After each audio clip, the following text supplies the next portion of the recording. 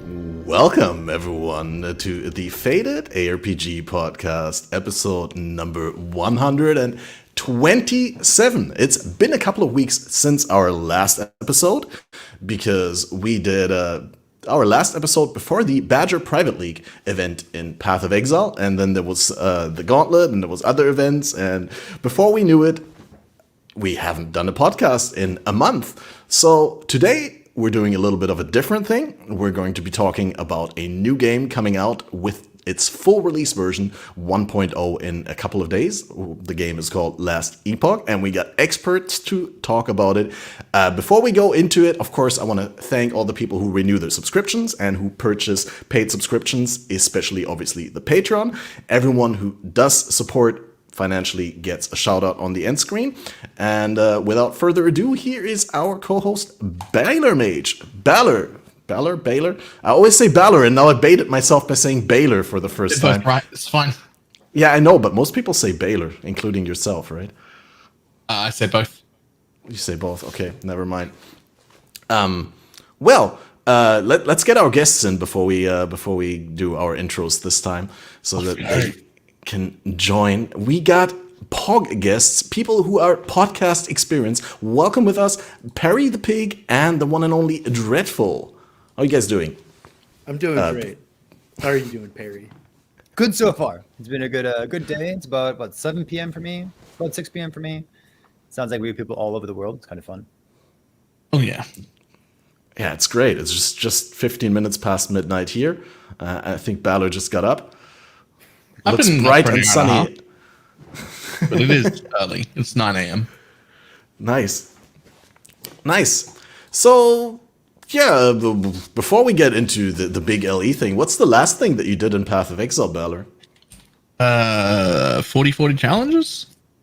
I made my final build, which was just a self-chill explosive trap trickster, so that it could be like very, very, very zoomy and do all the bossing content that it needed to do. And then got all my challenges so that I could have a purple health bar, because in my opinion, a purple health bar is mandatory. Basically, if you don't get a purple health bar, you might as well have not played this league. I am so out of the loop. What does a purple health bar mean? Oh, the 38 challenges for PoE this league is an MTX that makes your entire health globe purple, and it looks really cool. That's so good. What a perfect reward. I love it. Awesome. Now, what's the last thing that you did in Path of Exile, Perry?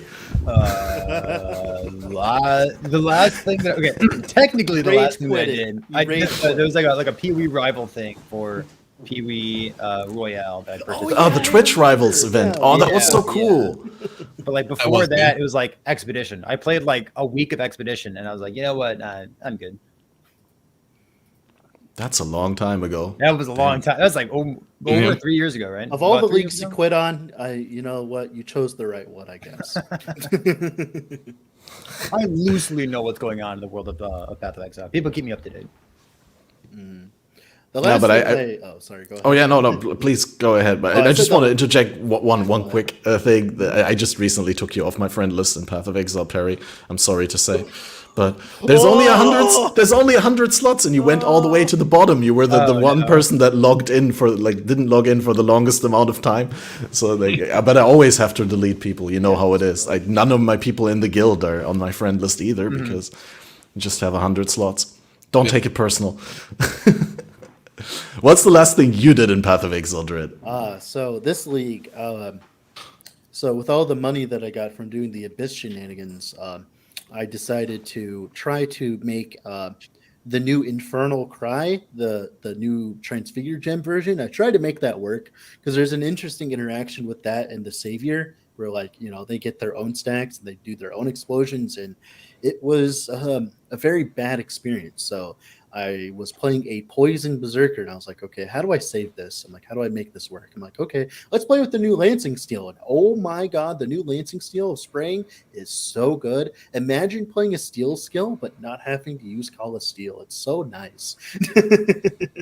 You just sit there and you just spam the Lancing Steel of spraying instead, right? It's so much better, right? Nice. So much better. That was the last thing I did in PoE, and then I had to go on my honeymoon. Had to. I'm sorry. Yeah, I had to, unfortunately. Wait, we went on honeymoon together? Yeah, of course. Yeah, I brought Perry with me. Yeah.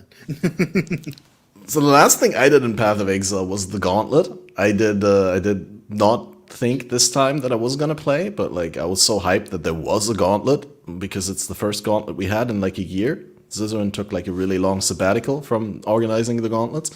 Was it? We only took one league off. I thought the last one was like a year ago.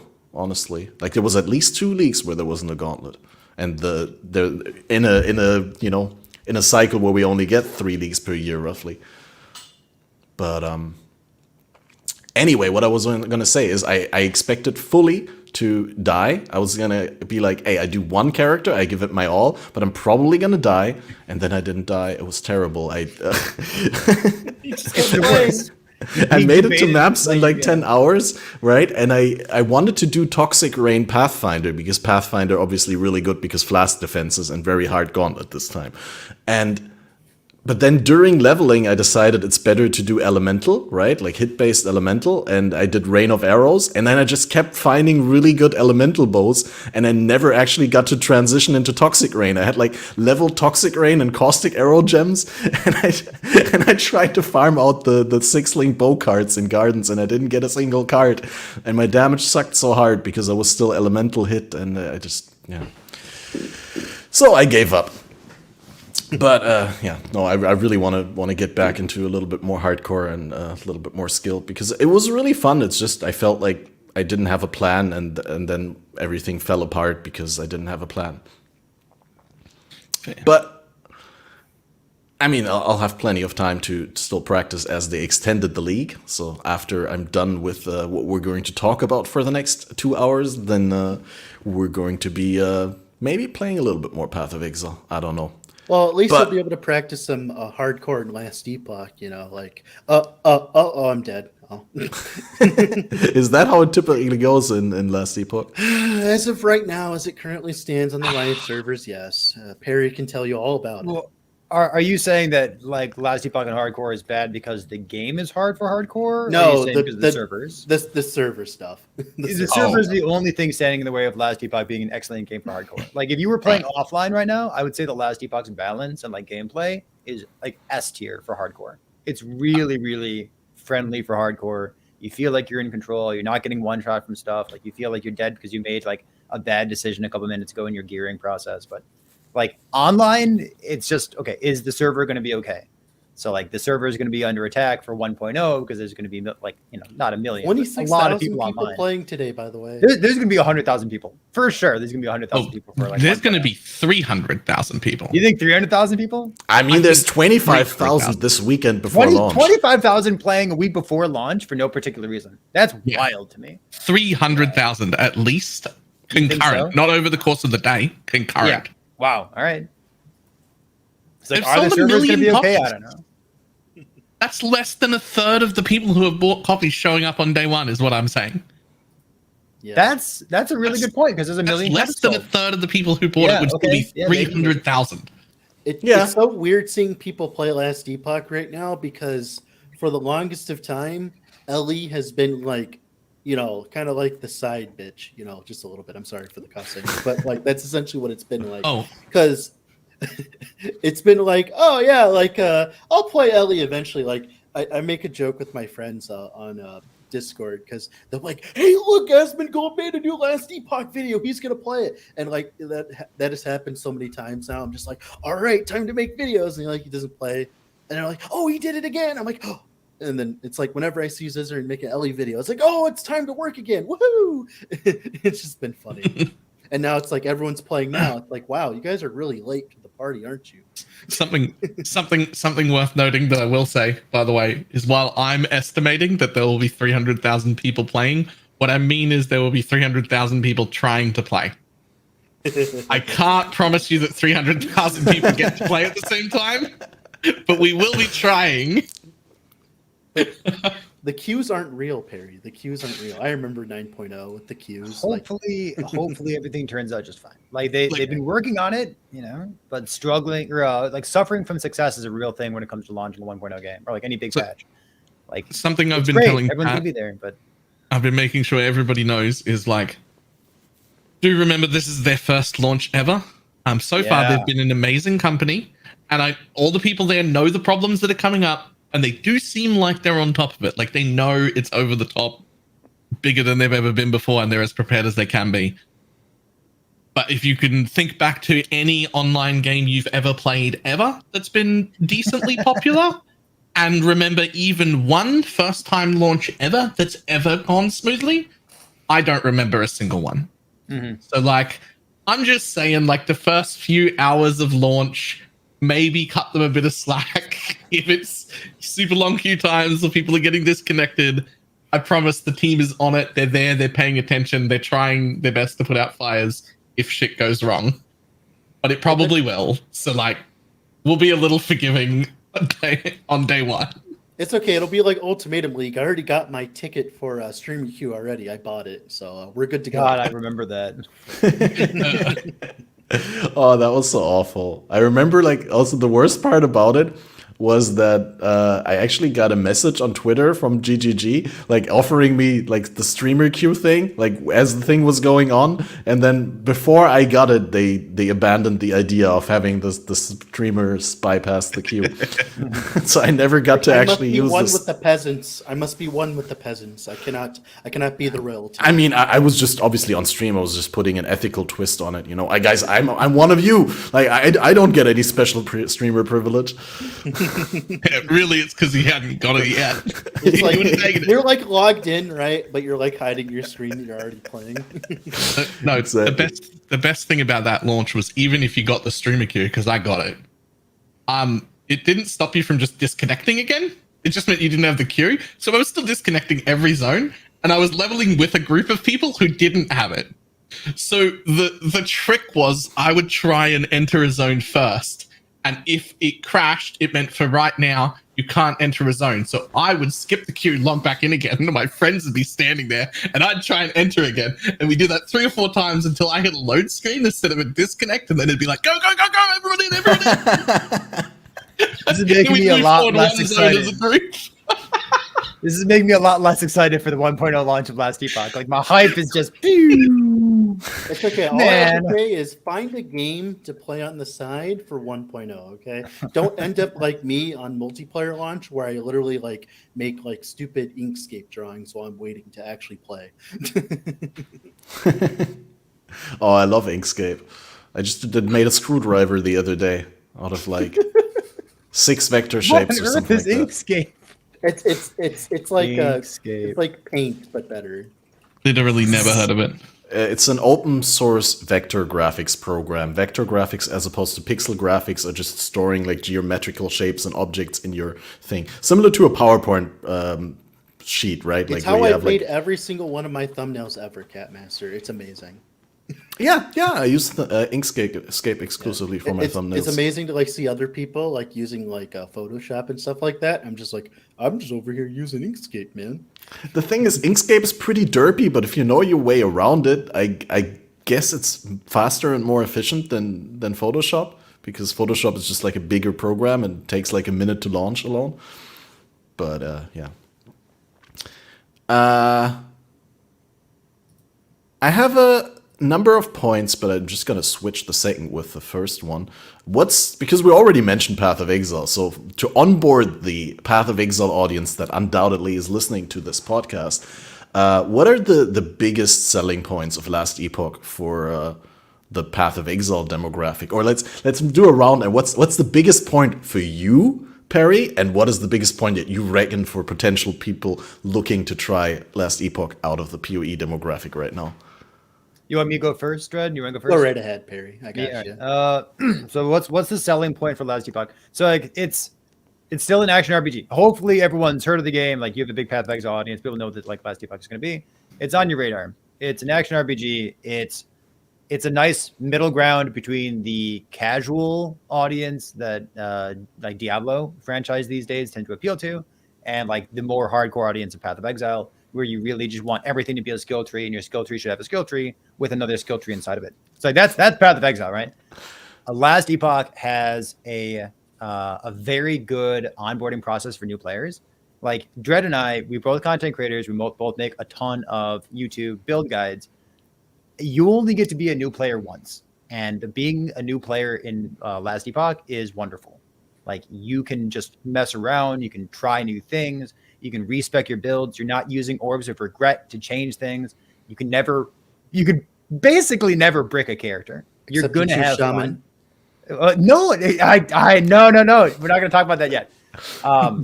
It's you're going to log in. You're going to have fun, especially if you're already a Path of Exile player and you know that recently means the last 4 seconds, and you know that more and increased are 2 different words, and that like one's multiplicative, one's additive. If you know those like basic pieces of terminology for like what it means to play an action RPG in 2024, you already know most of the hard parts. Oh, those things are overlaps. So recently in Last Epoch is exactly the same, and more and increases also. Terminology. Yep. And what about nearby? Is it also exactly the same as in Path of Exile? There is no. But they use like a meter system. Yeah. Like the one thing that'll be different, or like there's a couple small things that are different, but you can stumble across those as you peruse like Last Epoch content. It's a really good starter game. If you want more complexity, once you want to start min-maxing your builds and you want to look for more juice, you want to find some interesting niche interactions, there's tons of those, because that's what Dread and I like so much. Like the surface level is excellent, and deep diving into it is excellent, and the game's only been getting better and better for like the past 5 years or so. So it's great. It's a really good use of $35. Mm-hmm. So my selling point for Last Epoch, I think the best part of Last Epoch, because I've been flip-flopping between PoE and Last Epoch, is whenever I play PoE, I'm always focused on making as much currency as possible, because obviously that's Path of Exile, right? For me, anyways, that's how I've been playing since 3.0. But whenever I play LE, I never feel that same kind of pressure to make currency. I'm more like trying to improve my build and focus on my build. Now, of course, that might be the case of, me playing a game that's essentially been an SSF this entire time, right? And but maybe also that changes. Yeah. And like whenever I play LE, it's for like a completely different reason than PoE. Like whenever I want to take a build and I just want to like just mess around and like theory craft and stuff like that, I always like launch Last Epoch and have some fun. I'll even like play some Last Epoch like during a PoE season whenever I'm like just trying to relax after like a long day of farming, just to like get my brain thinking and stuff like that. Whenever I play Path of Exile, I'm like hardcore, make currency, let's go, right? And it's definitely that's how I felt with it personally. Now, of course, that might not be the case in the future. MG, right? But we'll see. Well, that sounds like a lot like. Mm-hmm. What's up? It sounds a lot like that you're just taking Last Epoch more easy, right? Like that's like it's that's not on the game side. That it's like your approach to the game where you're taking Path of Exile a lot more serious and you're grinding it a lot harder. And Last Epoch is just like something that is a little bit more relaxed to you because it feels more like home. That's the funny part is I think it's easy. I think the selling point is it's easier to feel like that for Last Epoch because whenever I play Last Epoch, I like obviously I've been playing for a long time now, right? But like I've seen like new players will hop in and they'll feel comfortable in like the first like few days. Like in PoE, like I never feel comfortable. I always feel like as though I'm slacking. I always feel like I'm never doing good enough in Last Path of Exile. But in Last Epoch, even like as a new player, I doubt that you'd feel like as though like, oh, like I'm not making as much as Mr. Streamer Man or whatever. Because like it's never really been about that of recent. Maybe it'll change, like I said, but we'll see. Right, that's fair.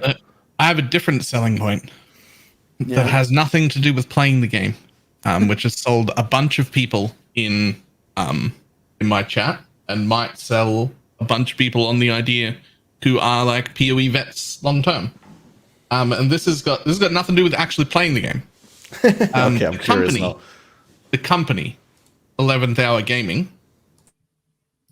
has at least to me felt almost exactly like dealing with grinding gear games felt 8 to 10 years ago.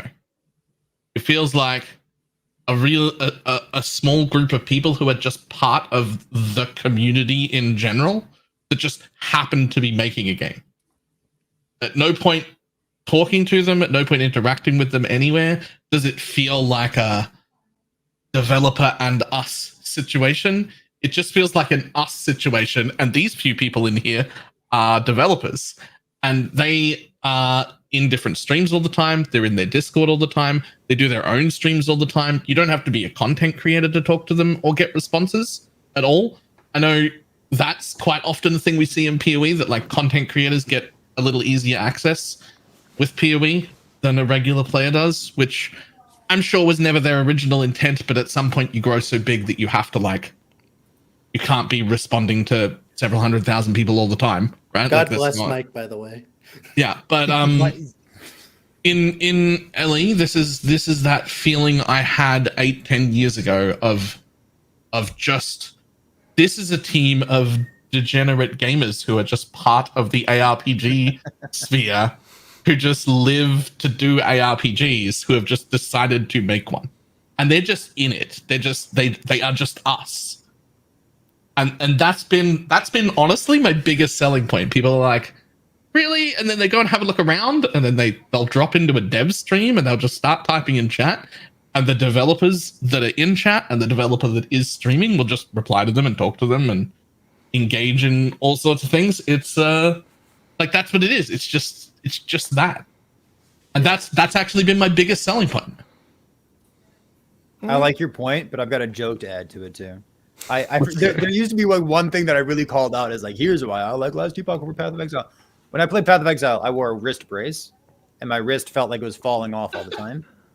Ever since I played Last Epoch, I've never worn that brace. Complete waste of money. I don't wear a wrist brace anymore. Look at me. I don't. I'm not in pain right now. Oh. I have compression gloves for the same reason, and I don't have to wear them in Last Epoch.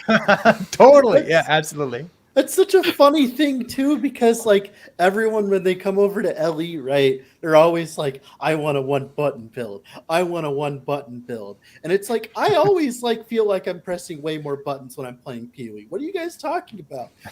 I make 1-button PoE builds too. Yeah. Oh, I mean, like my hands, they just start hurting in PoE, but like when I play LE, like I never feel like that, right? And it's like, yeah.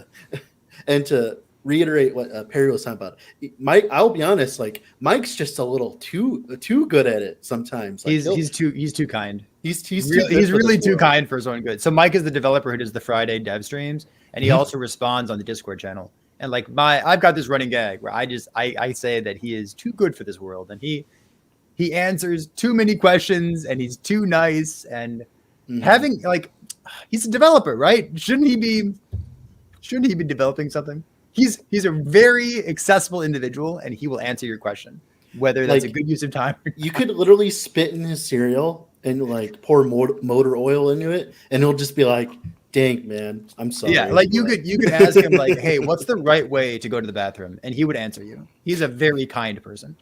Well, the power of getting paid. I tell you what's my favorite part of the dev stream with Mike is watching him struggle with the generic streamer things that we've all struggled with at some point. Losing track of chat, or getting distracted by chat and dying in game to something you shouldn't have died to, or like accidentally leaving an overlay thing up that he meant to get rid of, or like one of those things that you're like, I've done that. That's gonna be so much worse. I love that 1.0, man. I feel for Mike. I hope that he gets some help for the next time he does like a dev stream after 1.0. So like he doesn't like he needs to have like another person with him to answer questions for him while he plays. It's like it's getting to that point. Somebody's gonna have to talk to him and tell him how the really, really big people deal with that shit. Which is that you have a mod or two sitting around and their job is to troll chat. Not troll chat, sorry. Wrong word. Their job is to like read the chat questions, and what they do is they pull the questions, including the username out, and they put it into a Google Doc or something that you also have open, so that the streamer themselves doesn't have to track absolutely everything, but doesn't miss the important questions. They show up live in a Google Doc.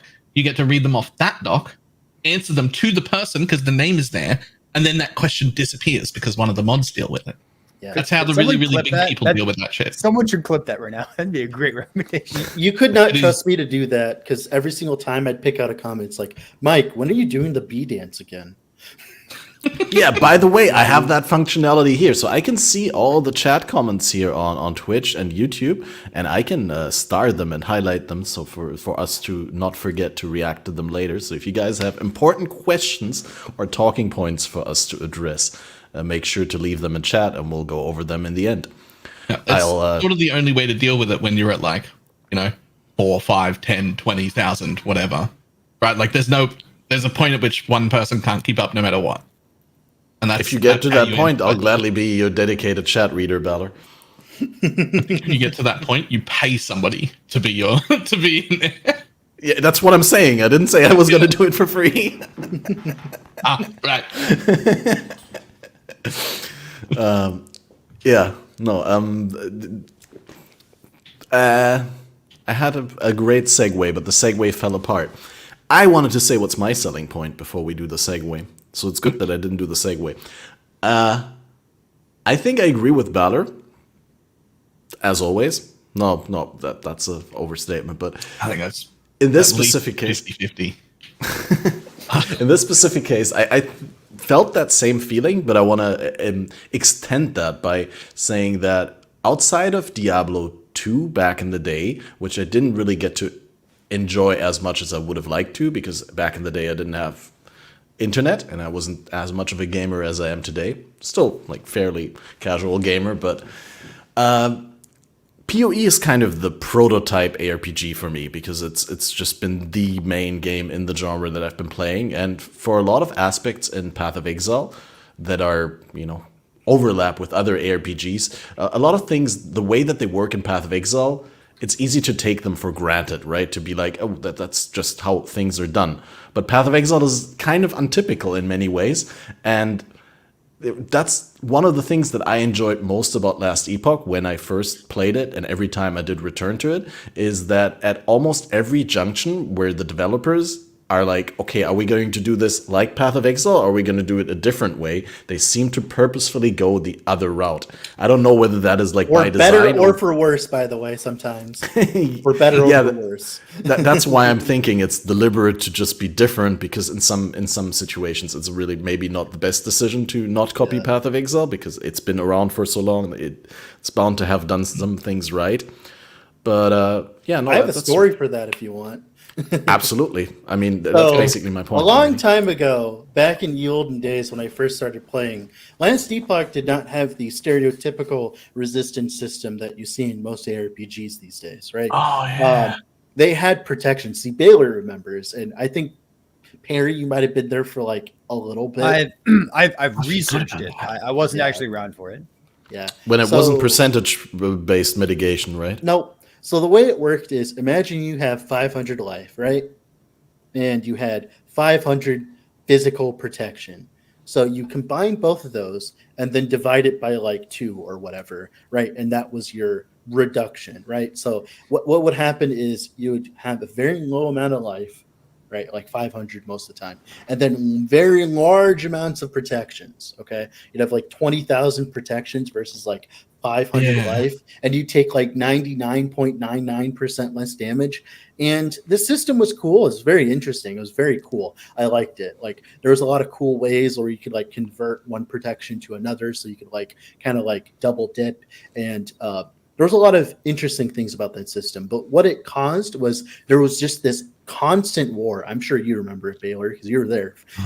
It's this constant war between protections, ward, protections, ward. Oh, they nerf ward, protections are OP again. Oh, they nerf ward, and they realize, all right, guys, we got to give up on this. Like, we like it, but it's not worth the dev time. It was so fun to have a different system, but it did result in, if it was a life-based meta, you would actively avoid life. You didn't want life on any gear. You didn't want to take life on your passives, because the whole formula was based off how much of the protection of elements you have compared to your maximum life. Yeah. The So more the less HP life you have, the the more worse the the resistance. stain. Yeah, like every single point of life you had was worth sustain you had. And back in the day, we didn't have Uber Leech or anything like that. So like you needed every like little bit. And this just caused the devs to just be like, we just got to get rid of this, man. I'm sorry. Like we're done. We got to get tried rid to of do it. something that wasn't normal resistance, and we tried very hard, but it's just not worth it. We have to go back to And resistance. sometimes it's better to just do what everyone else is doing because there's a reason for it. I still love that they tried to do something very, very, very different. I agree. It was like, very that's nice. fine. And they've done that like fondly. They've done that hundreds of times, and probably half of them don't work out. Yeah. They go, there's a good reason that that's not done a different way, and they change it back. But like the other half are different because they tried it and went, yeah, this works. Fuck yeah, let's go. Yeah. Like there's quite a few different things in here. Well, you can go on that segue, Mr. Catmaster, now if you want. That was Well, I mean, before we delve into the nitty gritty of how the things are really different, and we praise the crafting system and the end game for its innovation, and like something I'm curious about, and something that I'm really not that competent at judging, and something that you might be better suited to answer, seeing that you've been playing this game for the past 2 years, I believe, 4. at least 4. Yeah. Almost 5 this March.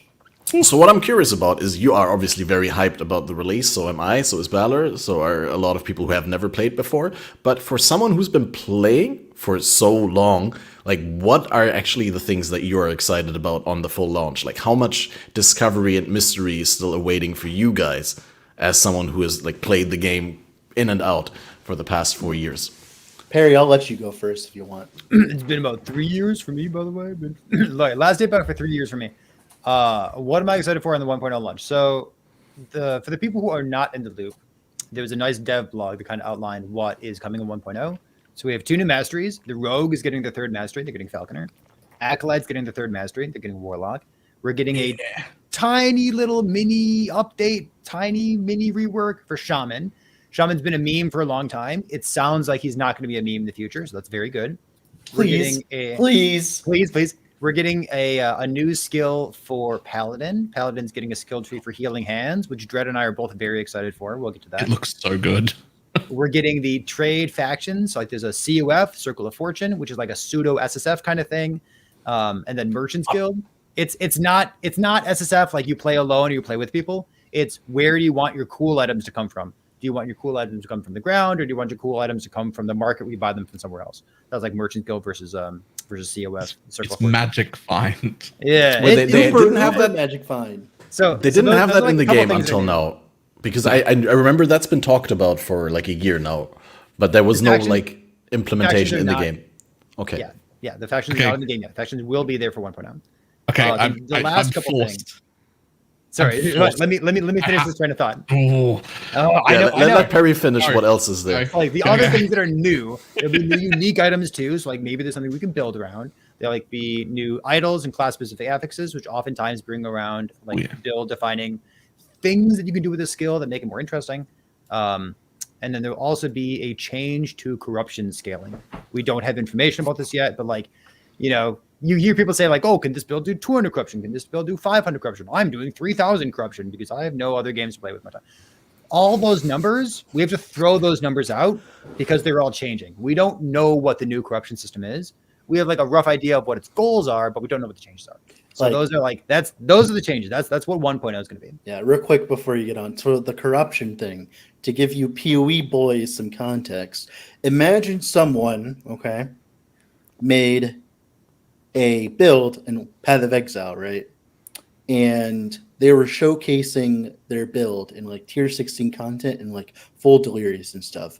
Now imagine if that person doing that content had a completely different situation, like different like feeling for their build than the other person that's doing the same content, solely based on the modifiers, right? Because it's just insanely inconsistent difficulty scaling, and you could either have a really, really good time or a really, really bad time, just depending on which modifiers you accidentally pick. And depending on communication as well. Like if I'm talking to Dread or I'm talking to like a new player, if I say my build can do 1,000 corruption, that literally doesn't mean anything. because all the difficulty comes from the modifiers, not from the fact that you're at 1,000 corruption. So like it's hard to communicate, and that's one of the goals of the new system. The system that we don't know about yet. Yeah. I forget the initial question. I got sidetracked. I'm just talking about 1.0. What are we excited for? Oh, Bail Image, go ahead. I feel like I'm fighting with every second content creator making Last Epoch stuff. Oh, really? People keep calling Circle of Fortune the solo self-found faction. You're right. And it isn't solo self-found. I'm starting with a group. I plan to play with that group. We're all doing Circle of Fortune. We're all going to be able to trade with each other. We're all going to be able to party. I've got another friend that's starting late because of work. He will be starting a few days in. When he gets to Monolith, he'll be able to just join us. He's not even part of our team, so it's not even group found. You can find people later on, party with them, trade with them while you're in the party. Yes. All sorts Could you of things. just call that like a mini private league then at that point? Well, so No, it's because anyone can come in. Bailey's It's totally right about this. I know. It's Yeah. got nothing at all to do with Magic Fight with solo self-found. It is just the ability to target farm stuff better and have better drops on the ground. If anything, it's just an MF with the ability to target faction, and the other faction has access to the auction house. But you're both playing in the trade league. You both play with other people. It's not solo self-found. You're totally correct. Yeah. The problem is, multiplayer has been out for almost a year now, and I will say it definitely is not in the best state currently on the on the live servers. Okay, it might be better for 1.0, but currently right now playing multiplayer with other people is at least a little painful here or there. So I barely have played actual multiplayer Last Epoch. So when I think of COF, I'm used to playing by myself. Yeah, which is fine, but that's just like playing in the trade league in PoE, but not grouping with anyone. You're still not playing solo self-found. There's a solo self-found mode. You can tick it when you make the character. I mean, to be fair, when you check the solo self-found mode, you're always going to choose COF, right? So I hope so. Yeah. But those are unrelated hardcore. things. Like Can you even choose the Merchant's Guild in I solo don't think you self-found? can, Cat Master. We've Like, been how told are you that- going to rank up if there's no trades to do? We have been told that you can choose it, but it will literally do nothing. And I hope that they make it so you can't choose it. That would be dumb. No, I want them to let you keep choosing it because I think it's funny. The real hardcore experience for Last Epoch, going all the way back to Kalandra League, but in the Last Epoch style. Yeah, and if you were playing offline, for example, you would hopefully be selecting COF as well. Hopefully they make it so that you can't click Merchant's Guild if you're doing offline, because that doesn't make any sense. I hope. Hang on. Wasn't one of the things in Merchant Guild an increased amount of gold drop? No. Not that I've seen. I thought gold specifically was on the Merchant Guild. Was I wrong? Nope. Okay. Don't get increased. Not unless you know something I don't know. But I Okay, never mind. Baylor's spoiling things now. No shit. The NDA. Well, you do get more gold because you can sell your items for gold to other people. Not if you're right? playing offline, you don't. Right, but I thought I'd read something about there being just increased gold drop rate, and I was like, I don't know, maybe at some point there'll be an argument for gold. I mean, that would be interesting. That would be interesting. Recently, they decided to disassociate gold with corruption for 1.0, but we'll see how I that saw works. that. Yeah. So currently on live servers, if you want to make more gold, you just push higher corruption, you get more gold with that.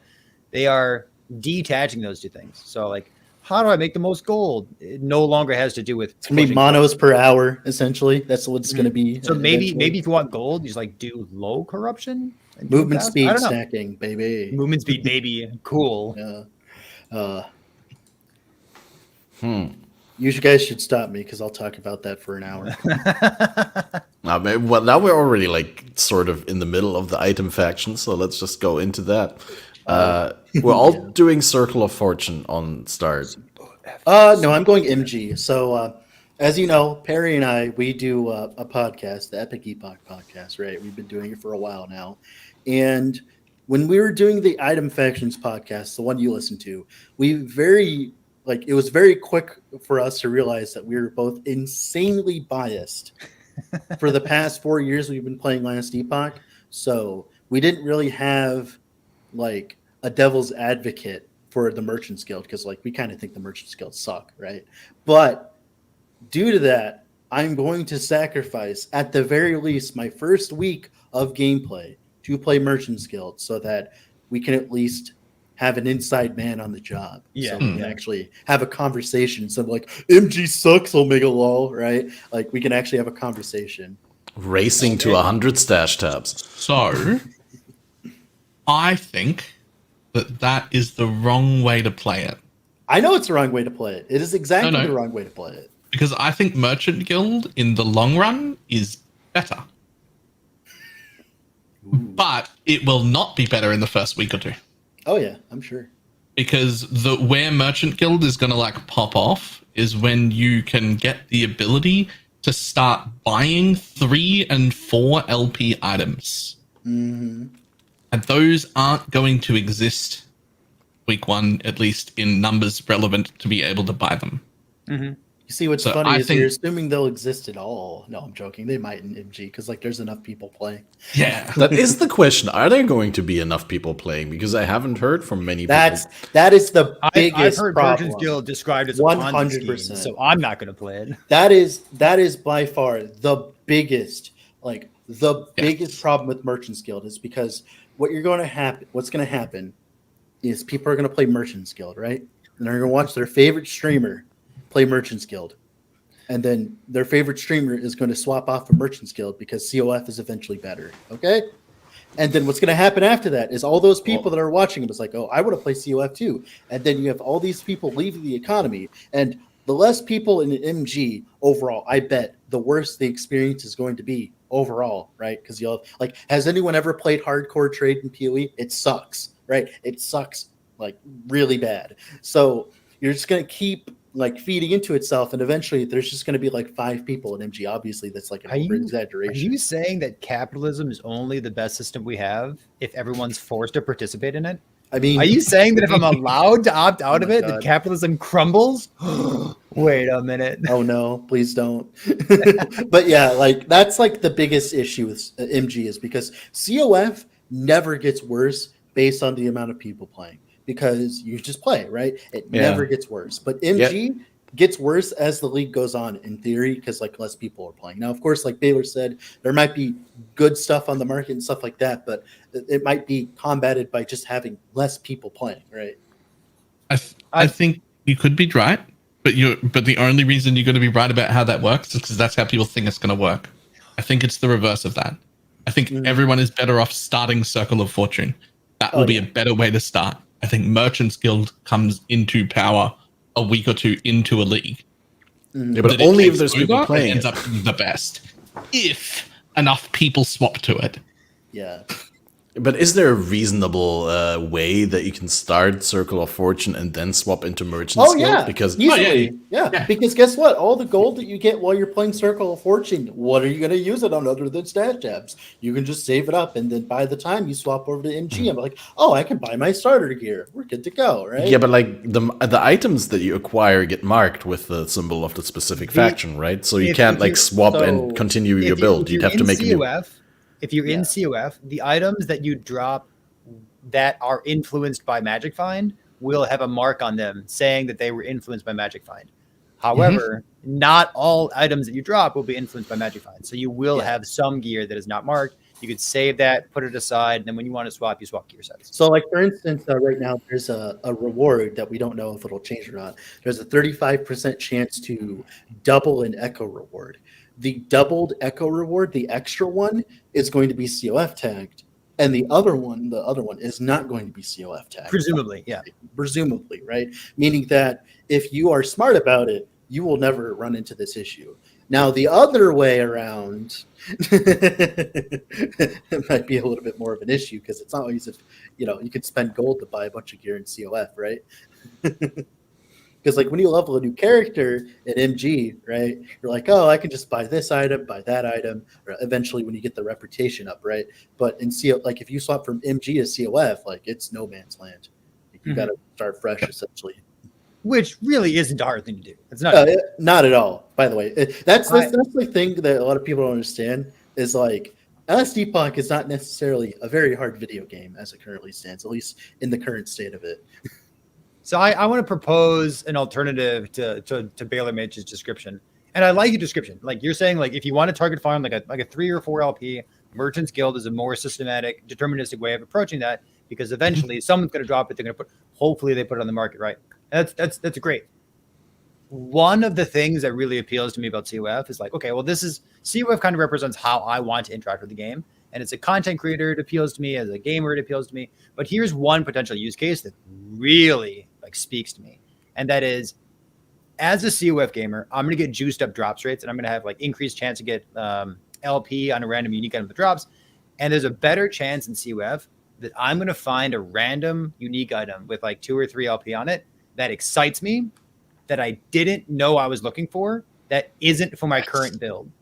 And that, I love that. Some people, you might hate that. To me, I love it. I'm going to love that too when I swap eventually. I want to be debated into playing this next build because I just found a sweet item for it. And on the market, you never find a sweet item. You just you buy it.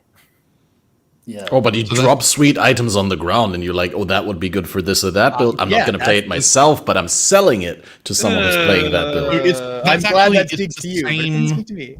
It's the same philosophy as in PoE, realistically. Like in PoE, if you're playing in a trade league with access to the economy, you try to decide and figure out what your next build will be, and then purchase or make gear for it. Okay. Whereas normally, if you're in solo self-found, this is not Circle of Fortune is not solo self-found, but generally, when you're in solo self-found, you don't plan your next build.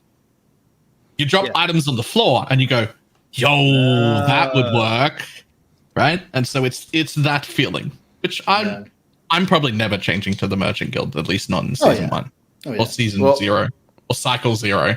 My point being is the feeling for me is very much the same, whether I play SSF or trade. I find something like, oh, that could work for this or that build. And then it fills me with a great sense of accomplishment and pride if I actually level a character and use an item that I found before for exactly that purpose that I envisioned before. But it's not that much worse to sell it and to see someone else incorporate that item into their build. That always feels good for me as well, especially if I did a good job at assessing the item value, recognizing that the item has value, then pricing it correctly and successfully selling it is always also a great feeling. I don't have to use it myself. You're like a proud dad who's like, here, take this item. And I want to see you succeed with the cool item that I just dropped. And you're like, oh boy, look at him go. Look at him kill those monsters. Part of the problem too is when we say MG sucks. You got to remember, Perry and I have been playing the COF lifestyle this entire time for Last Epoch. That's all we know. We're used to the drop rates. We know what items are easily findable, what's realistic and stuff like that. I could eventually farm a 1 LP Twisted Heart, and COF is just going to make that playstyle just better. So part of the problem with the MG stuff for me is I need to think about it in a different light than I've seen Last Epoch before. I need to rev up my PoE gamer instincts more. We gotta get that back and going. And if you want to min-max one build, then Merchant Guild probably speaks to you a lot more. Yeah, I agree with that. Yeah, if you want to play a bunch of different builds, COF will be much better for that. Something else that I think is worth mentioning when we're talking about these two guilds is I've never seen any game try and do trade in this kind of system. Mm-hmm. I've literally never seen it, ever. I don't think it's ever been done like this anywhere, which does mean you might be right. It might actually be in season 0. Merchant guilds are just shit and not worth playing. They are. But if that ends up being the case, I have no doubt that there will just be rebalances to how good the two are. They're gonna want people playing in both. They probably don't want or don't care for it to be a perfect 50-50 split or anything, but there wants to be a good reason to do both. Yeah, well, they just made a change. Our experiment, right? Yeah. They literally just made a change today. I don't know if you saw it, but I didn't. So essentially, before you would have to get reputation to buy and sell things on the market. Now they're making it so that the reputation grind for MG is only to buy items. If you drop an Okay. item, They're taking a page out of the PoE2 gold book. Yeah. Okay. So if you wanna sell an item that you drop, like you're playing a new character and you're like level 70 and you got reputation 2 or something like that, right? And you drop that 2 LP Marina's Lost Soul or whatever, right? You're like, I want to sell this because I don't want to play this build because it's stinky, right? Well, the problem is you wouldn't be able to sell that till like 20 hours into your experience or however much, but now you could just sell it and then buy some random stuff that you'd be able to buy at that time, or buy stash tabs in this case, right? Because you see the real reason. Go ahead. Yeah, I want to give some context so people know like what the time frame was going to look like. So you had to like kill monsters in order to gain reputation, and there were like reputation levels like 0 through 10. And reputation level 10, if you were a merchant guild person, you had to kill this many monsters in order to sell a legendary item. And that's like a unique item that you already put in the LP oven and you already put extra affixes on it, and it's already got that cool red text, like a finished item, right? So in order to sell that, you had to be reputation level 10, which is you are expected to get reputation level 10 after level 100. So before the change that happened today, you would make this item, you're like, oh man, I want to sell this item. You can't until after level 100. You have to do all this work to be able to sell the thing that you've already made if you want to sell it.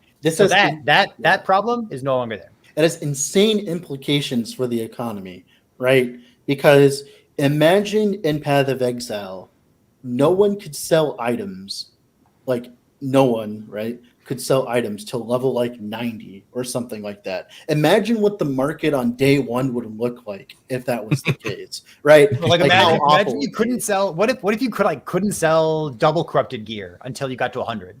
Yeah, like what's yeah, like something like that. And that was going to be the potential issue. And now that they fix that, now MG is going to have a much more what I would call a healthier economy, because you're going to have all these people playing at like level 80, dropping all these extra things that will actually get to make it into the market instead of being gone forever, right? Yeah. Which it possibly could have been. So I like that change. That is cool. Yeah. There's something that I'm not like 100% clear on, but so someone finds an item, they list it on the market, then I go and I buy that item. The moment that I buy it, can I decide to list it again and resell it to someone else? No, anything sold through the market is once only.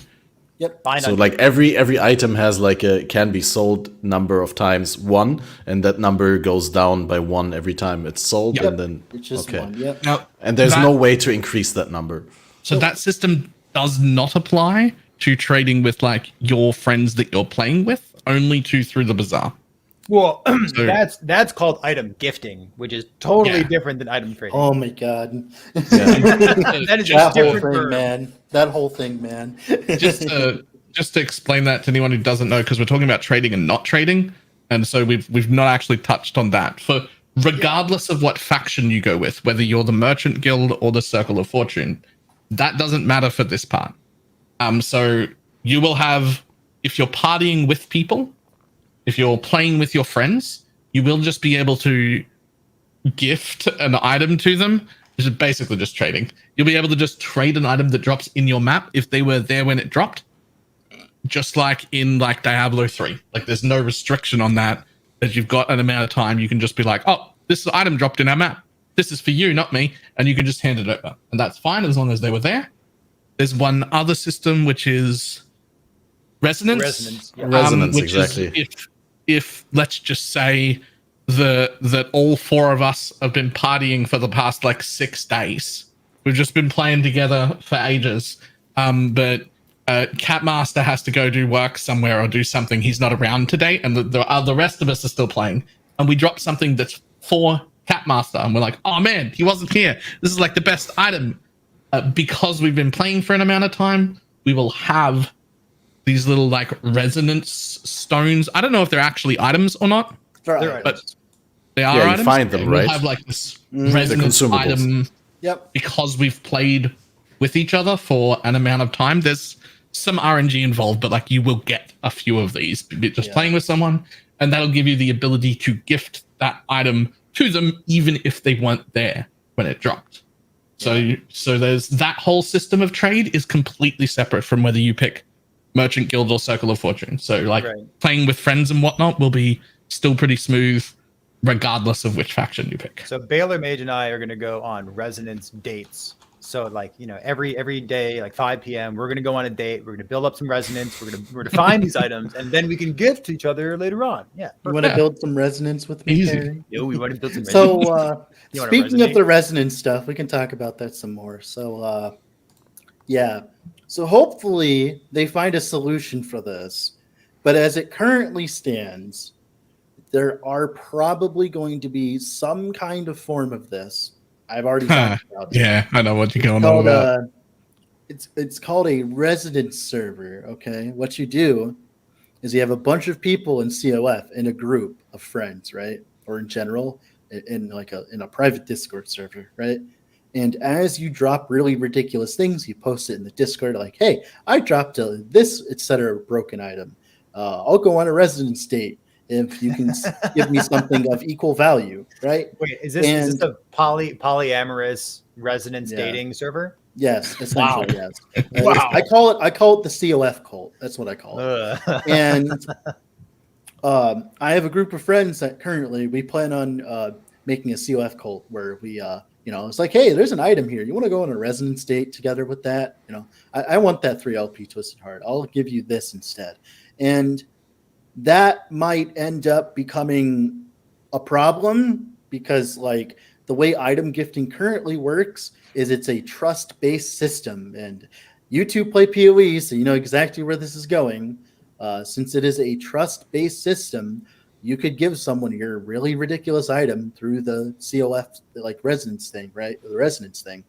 And they could just not give the item back. They could give a different item, or they could just not give you an item, which means that you have essentially been scammed. And we all know where this goes down. We all know where this road leads. So, but thankfully, the way that they've done it is the resonances are going to be rare, and you're going to have to play a while with the person.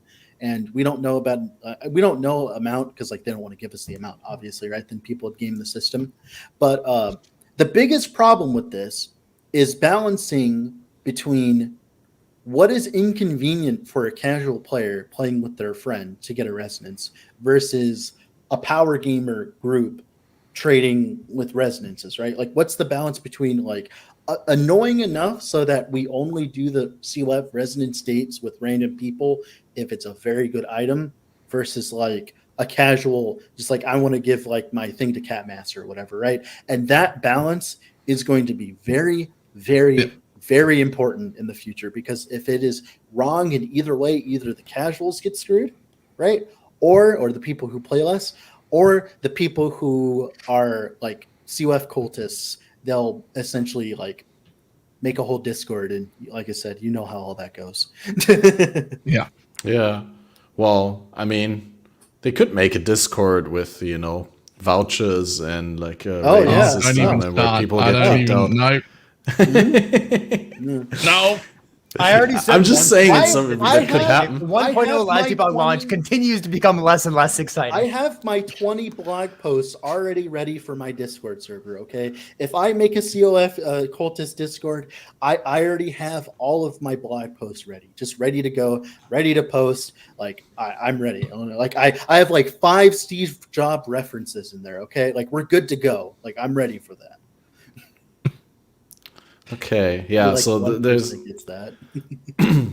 that problem with Circle of Fortune, and I'm surprised that no one has brought this up before when I, like, asked you guys about, like, being able to trade multiple times. But being able to trade an item only exactly once seems like that might be the restriction that breaks the Merchant Guild's neck in this first iteration, in my opinion, because, like, a lot of the, like, market mobility in Path of Exile comes from the fact that people buy things that they need for a couple of levels and then sell them again, right? And we know from all the dev rants, right, that Chris and the other developers from Path of Exile always go on, where they philosophically talk about, like, an item has inherent value to you because it's an item that theoretically you could trade away to someone else. But in Last Epoch, then, the item loses that value of being theoretically tradable to someone else the moment that it's been traded once. So you pay this huge amount of money to get your item, And favor. the moment you And get it, favor. and favor, and then that value is just gone. You're now stuck with this item, and you can't turn it back into value. Yeah, but it has so that's the like negative of that system. But the positive of that system is, one, items retain value for way longer. In fact, like in perpetuity, like they maintain value forever because there's no the time inflation. one is bought, it's gone. And it also 100% completely removes all flipping and market manipulation. Well, there's Which- one Which case. is either It's a actually- really good thing or a really bad thing. So there's Yeah. actually I'm one gonna case. interject it for a moment, but like Go one ahead, of the yeah. very early dev posts that that EHG made is they said, like, listen, if you want to be a market manipulator, if you want to buy all boots that have the highest tier 7 movement speed, and you want to be the movement speed boot guru, corner the market on it so you can jack up the price, this is not the game for you. And they've said that straight up. And to me, I like that. And to someone else, they're going to say, okay, maybe I don't play Last Epoch. But that's a firm stance they have so far. Speaking of all this, I recently had a video where I talked about all of this with Sir Gog, because Sir Gog has not played Last Epoch at all and has not kept up with anything Last Epoch related, which made him the perfect candidate for talking about these kind of trade situations if they were in the foil of Path of Exile, because sadly, Path of Exile is like the only other game that like is anywhere near this, right? So like what else are we supposed to do? And I was talking to him about the retradability and stuff, and the thing that he brought up, the biggest thing that he brought up, is it completely removes any middleman whatsoever. So like, for instance, he was saying like, well, if I'm in Path of Exile and I'm like, oh, I want to like craft this item up to the step. I want to buy the space item. I want to craft it up to the step. And then I want to sell it for much more. If I want to do that and make money that way, I cannot do that in an economy where I can't retrade, right? Also as well, another thing that he brought up as well, which was very interesting, is the top tier items aren't going to be the problem. It's going to be like the tier of items right below top tier that are still like desirable. Because what will happen is a lot of those top tier items below the top items, like they will be used and then thrown away after you get to the topper tier items, right? Like for instance, I'm trying to think of like what's an example of an item that you would play with Perry and then upgrade to a better one later on. Any 1 LP unique item. Yeah, like any 1 LP unique item, and then like you upgrade to like a 2 LP unique item. Yep. Well, like the problem becomes like the quantity of things being put into the trade versus the amount of demand, right? And what happens is there might be a time where that 1 LP like I don't know, Flair's Pride that you want for your build, right? It might not exist, and you have to go farm one for yourself. It literally might not really isn't that big an issue. Yeah, it's not a big an issue, but like it can become an issue, especially if like the quote unquote Mathel effect comes around, right? Like it could easily become an issue at that point, I think. So what Catmaster said previously, it makes a lot of assumptions based on what we think 1.0 might look like, and we're not sure about that. Yeah. So you say like you're going to spend all this gold on your item, and like gold is the only thing that you're going to be able to trade with. Like you can put some reputation in the system, but like no one else gets. It's gold. Just simplicity's sake, it's gold. So I make 1 million gold, and then I'm going to give you 1 million gold for your item. 1 million gold's not that much. You can farm up 1 million gold in a day if you're just blasting content. How much gold are people going to sell these things for? What else are you using your gold on? Like, are you just buying a bunch of stash tabs? Because there's no other gold sing in the game right now that we know of. That we know. Muffin has been teasing like lightless arbor, but if you're not doing lightless arbor, there's the gamblers, right? There's the regular gamblers in town, then there's the faction gambler with the merchant skill. Yeah, there's that one, yeah. And the end game gambler in the dungeon or whatever it is. That's just soulfire juice. That's not actual gold. Yeah, it doesn't spend gold. Oh, okay. So it sounds like we haven't played 1.0. We haven't played 1.0. Yeah. We don't know how much gold people are going to list things for. We don't know whether those are going to be like outrageous prices. People are just guessing.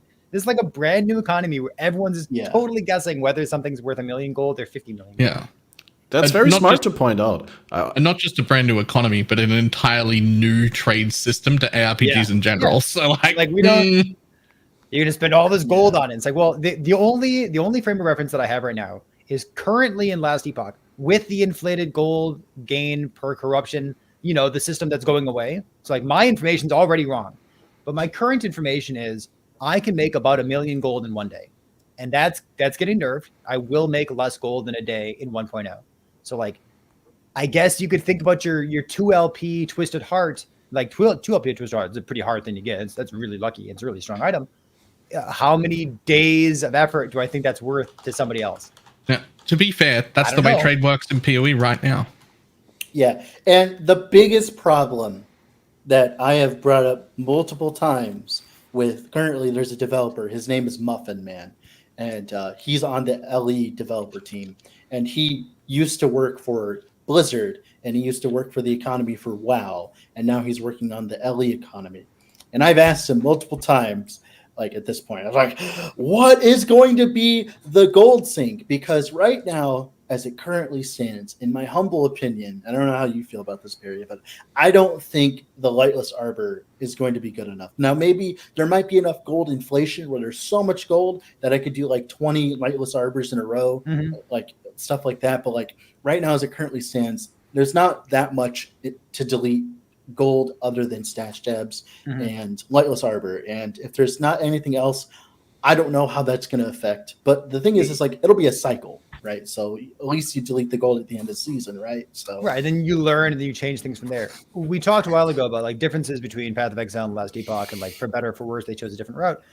Man, one of the really nice things, and I don't know how the rest of the community feels about this, but I still love the fact that Path of Exile chose not to do gold and that it's crafting materials, because it's such an elegant system for removing money from the economy because you craft with it.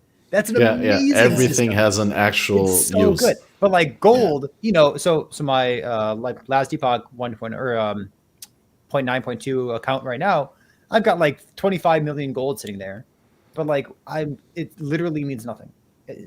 There's nothing to do with it. I could never spend that. yeah, I could delete it, I guess, but like it doesn't do anything. like the only reason you'd want gold is to buy other more expensive items in the trade. But then like that other person that's selling that item, like what is he going to use the gold for, right? There's To no buy like, other more expensive items, I guess. like it just starts building on itself.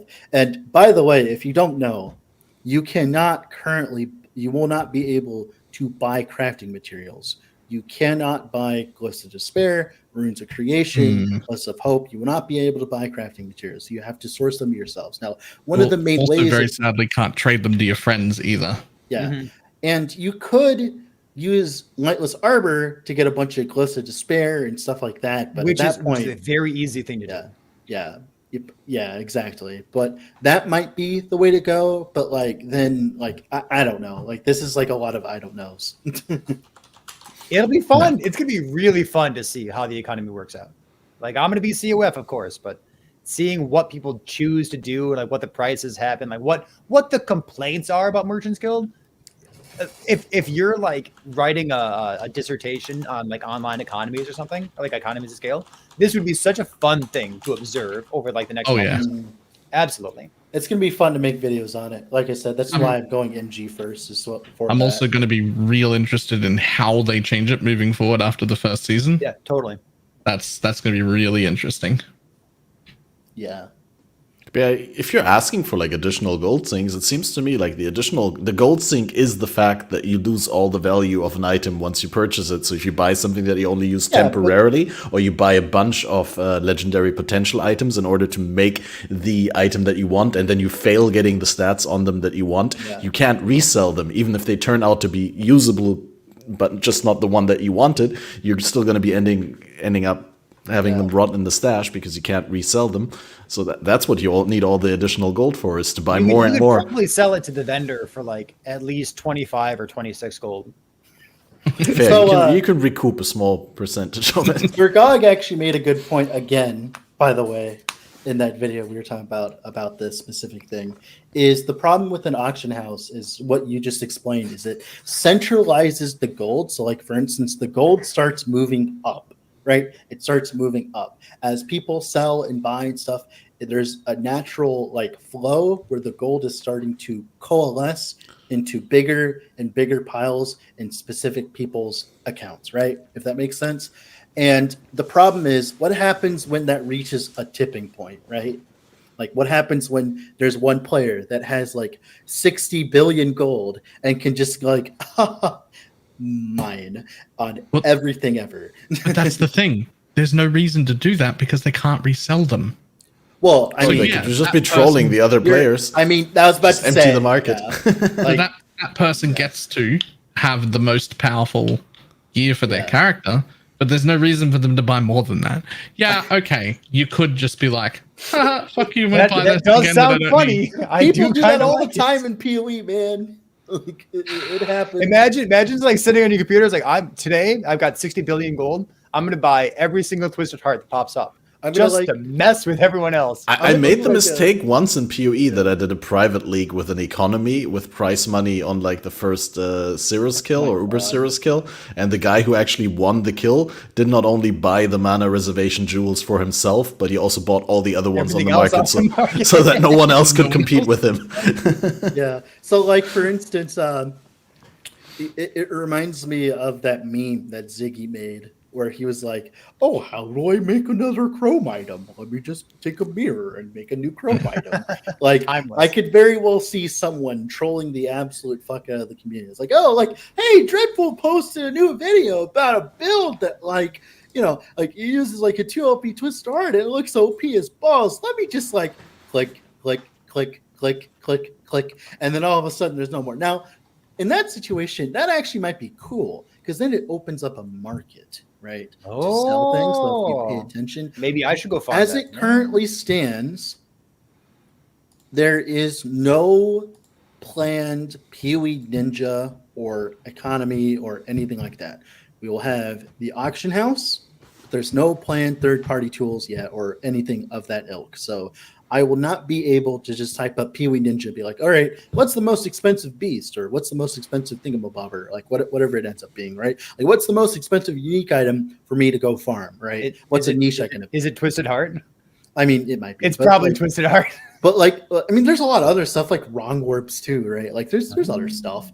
But like, my problem is without that, it might actually be a disservice to new players significantly because Perry and I, we know what the good stuff is, right? Like, we've been playing for a long time. But if you're a new player, since even without PoE Ninja, that actually powers you down as a player because now, like, the PoE Ninja is like the great equalizer in that regard. Because, like, for instance, if I do a Path of Exile and I want to like farm something for money, I can just look it up on PoE Ninja. But like, and like the Uber player, like the really like high tier player, right? They already know what all the good stuff is, but at least I can just go look at this website and gain all this knowledge. And as it currently stands, we won't have that for LE, right?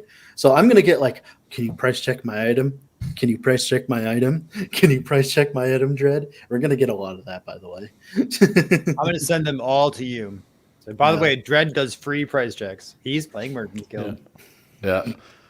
Yeah, that's going to be interesting to see how that all sort of settles, like where everything finds its equilibrium in the new league and in the new state of the game on release, obviously. Yeah.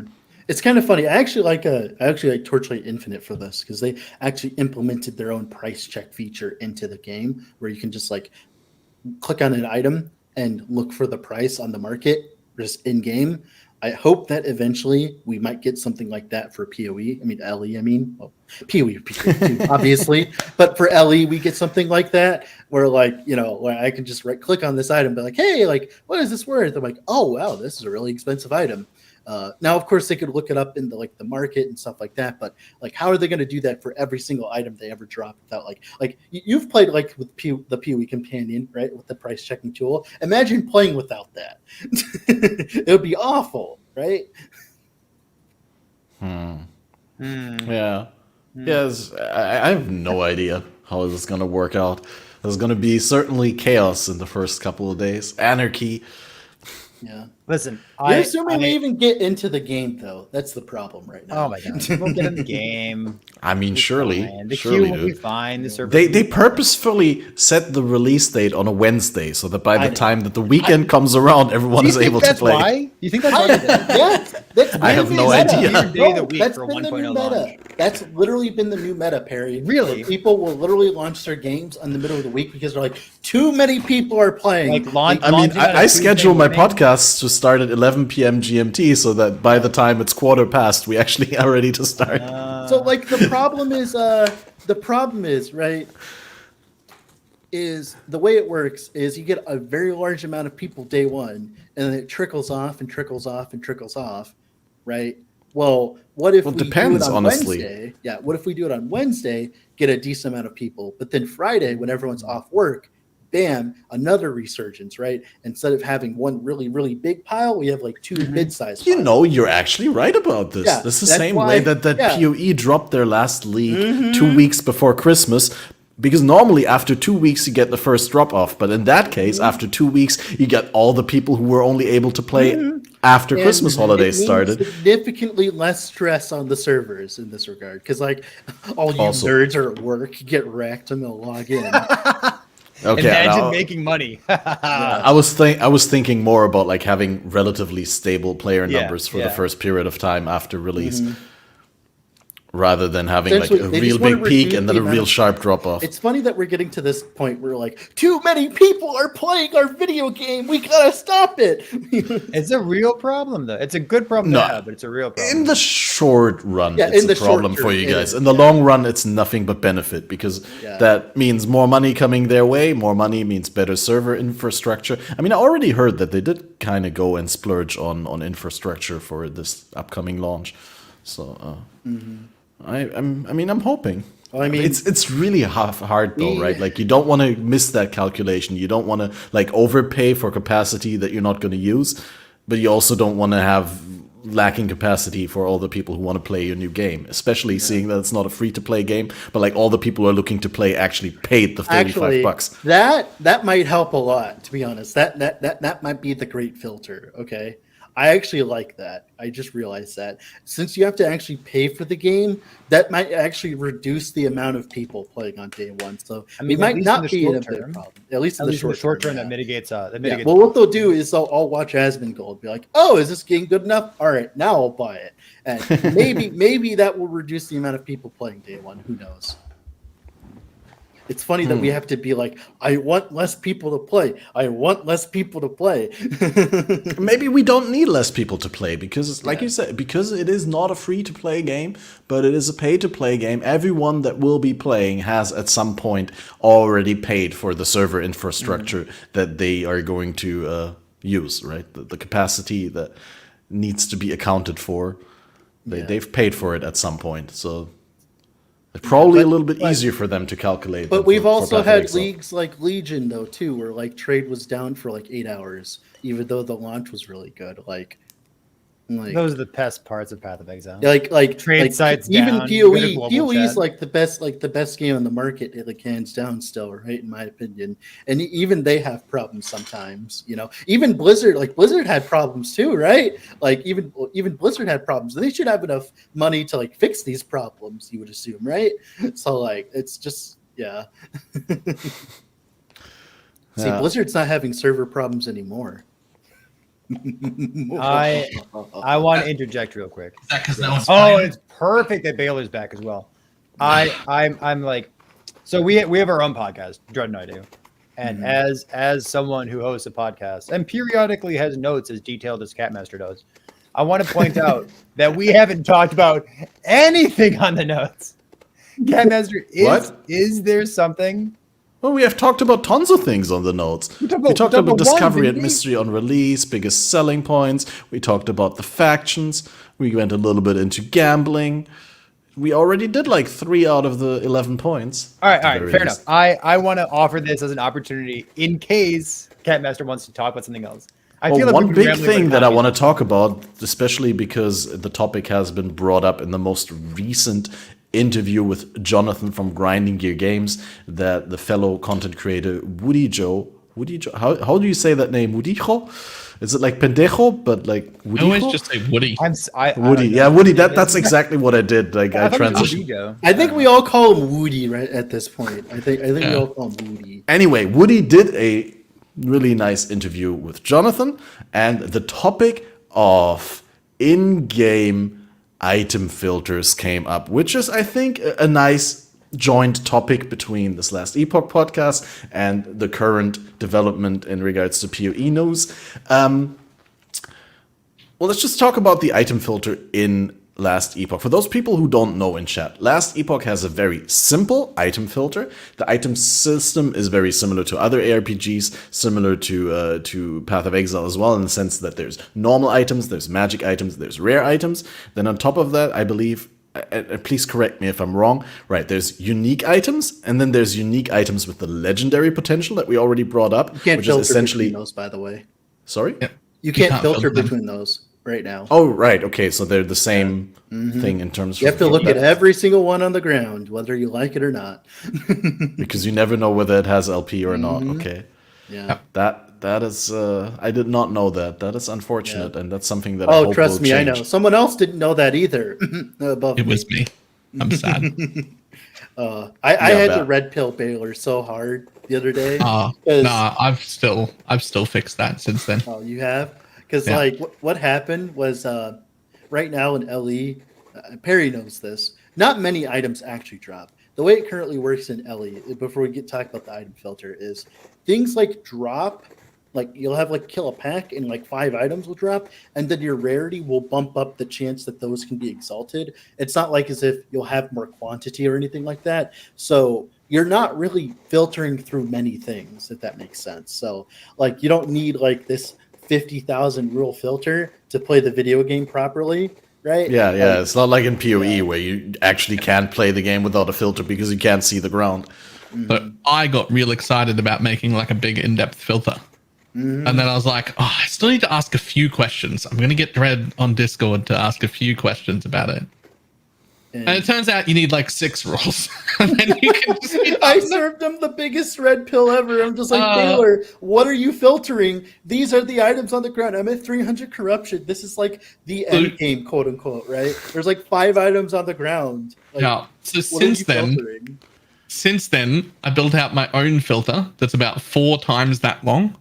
That took probably 45 to an hour to make instead of the 3 minutes it takes to make yours. And I would say it's about 5 to 10% better. But it required way more knowledge and like an hour to write instead of 3 minutes. But you and feel it's good about it, right? 5% better. Like you're happy, right? Like that's Yeah, I'm happy because that's what I want to do with accomplishment. filters. But Yeah. but what you don't need a good one. You just need some basic information. I just wanted to give some context to this whole thing before we Yeah. talk about item filters, by the way. Yeah. People obsess over it way too much.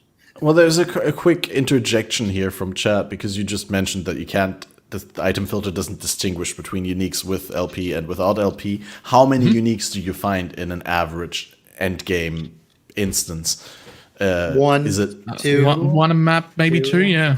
okay? So it's not that much of a problem to hover over every single one.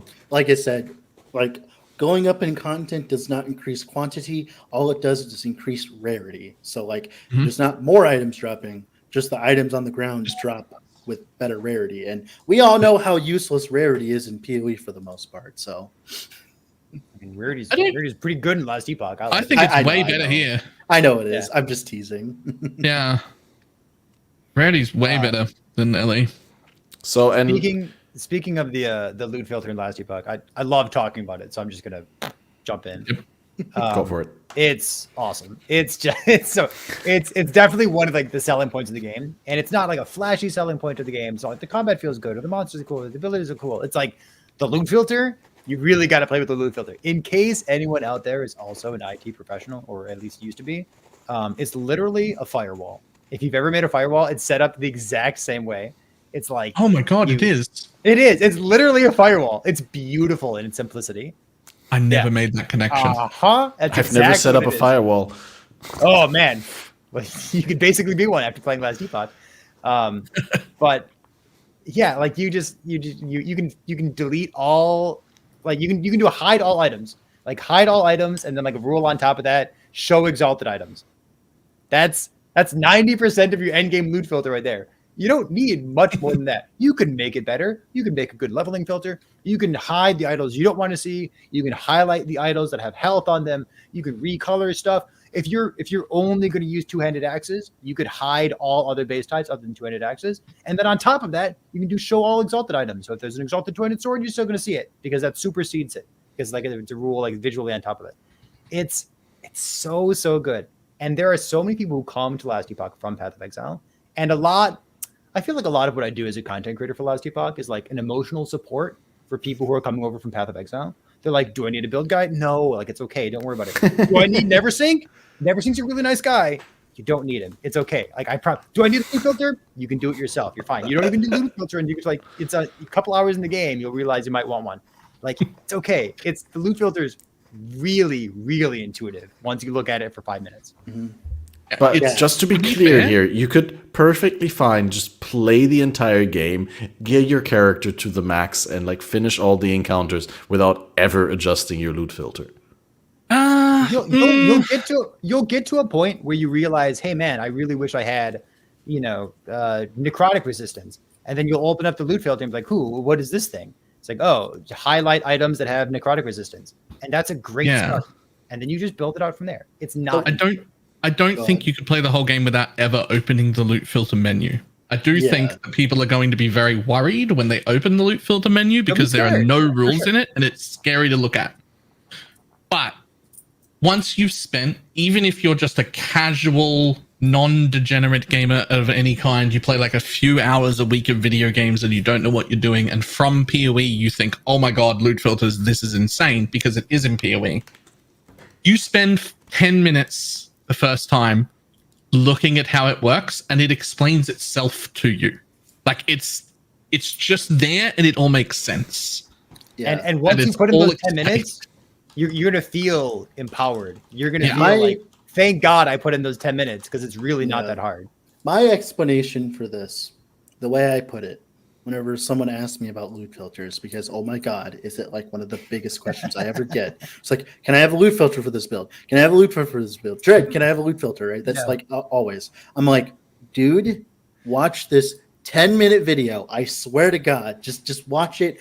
I don't care if you skip through it. I don't care. Just watch it and understand what it's trying to say. And from now on, whenever you need a filter, it'll take you 5 minutes at most to make one, and you're good to go. Okay. You can make it 3 by creating a template and then just being like, okay, I'll start from this template. Yeah, I do exactly. That. Yeah, I do that too, and I plan on doing that for 1.0. But yeah, like all you need to know is what are you looking for, and the problem is they never meet me halfway in that regard. It's like you got to do the research into what you want. It's like, oh well, I don't know what I want. Well, that's part of the game, man. Or I can approach that a different way. For new players, yeah, it's way easier to just tick everything on the loot filter and then go, okay, what are the things that I don't want? You'd be like, well, I'm a magic user, so I don't care about increased attack speed, melee damage, melee flat. You just start unticking things that are irrelevant to you, and you can make it stricter later when you figure out what you do want. But if you like, don't you still want good melee items if you're like a caster? I can explain that. No? So when you are in the end game, my biggest tip is when you're looking at exalted items. This is where it matters. So, for instance, if you're playing an end game and you're playing like a sorcerer and you're doing you're doing ignite or whatever, right? You're like, oh well, I want to play like a melee build in the future or something like that. When you're looking at exalted items, pick up the ones that are useful, right? Like keep them, put them in your stash. As long as you do that, you will never have a problem with that. Because exalted items are the end game crafting stuff. And as long as you do that, you'll be fine. Okay, so just because I expect some people listening won't have played LE at all, or will have played like a tiny amount, I'm going to quickly. This isn't everything in depth. Just what's an exalted item. So tiers of everything that can be crafted in this game are just tier 1 to 5. It's the reverse of what you expect from PoE. Tier 1 is the lowest tier. Tier 5 is the highest tier. However, you can also have tier 6 and tier 7 items, like rolls on items, but those are drop only. So you craft around the good higher level than you could normally craft, drop to item. Those are called exalted items. Most filters are just going to show all exalted items, at least to begin with. So if you were like the kind of, what they're saying here is like, if you're like, oh, I'm playing a mage, but I'm planning on making a melee build next, you still wouldn't set up your loot filter to show melee gear. You would just set it up to continue showing exalted items.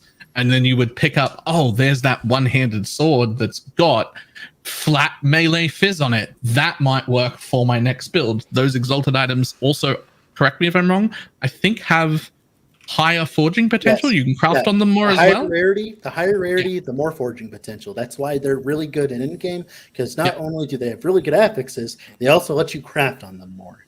Yeah, so while at the beginning you might have normal rare items showing for your current build, you're never going to have normal rare items like specifically filtered for your next build.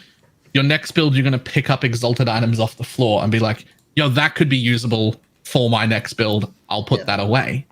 Right? So that's an important thing. And then So it essentially answers my 47 question. stash tabs full of random exalted items because I love hoarding. Mhm. Yeah, perfect. Mhm. That's what And your the stash tabs exalted should be used for. stats, you can also get the exalted stats onto the legendaries with Yes. the LP. Yes, okay. we can talk about so that. the It's not deterministic. It's just 1 in 4, 2 in 4. It's random. Yeah. yeah. But I was like previously thinking you would want to use rares for that, but obviously you only use exalted items Yeah. ever for that. So Exalted items are rares. yeah, Yeah, exactly. Drop But with the only drop only higher highest tier. Yeah. So the way it works currently, to put it in Diablo 4 terms, is when you are going through your world tiers and you're dropping like what are they called? It's like ancestral and like what's the other ones? Like I can't remember. It's like there's like different like tiers of items, right? You're like, oh, I'm dropping this tier of item in this world tier 3, right? And as soon as you get to world tier 4, you ditch all of that gear and you go for like ancestral gear. It's the same thing here, but instead of moving on from just random rare items on the ground, like normal rare items, you want to move on to exalted, because not only do they have better stats, they also have better crafting ranges for forging potential, which is the most important part. Do one of you two, because I might get it wrong, so I'm not as experienced as you two, want to like very quickly just give a TLDR of how that legendary potential works with exalted items, so that people know what we're talking about when we talk about that. Go ahead. Like how you would put one Yeah. on, how that functions. How do you make a legendary item? Isn't it like an As- endgame map, as like you- the Forge of the Titans in Crucible?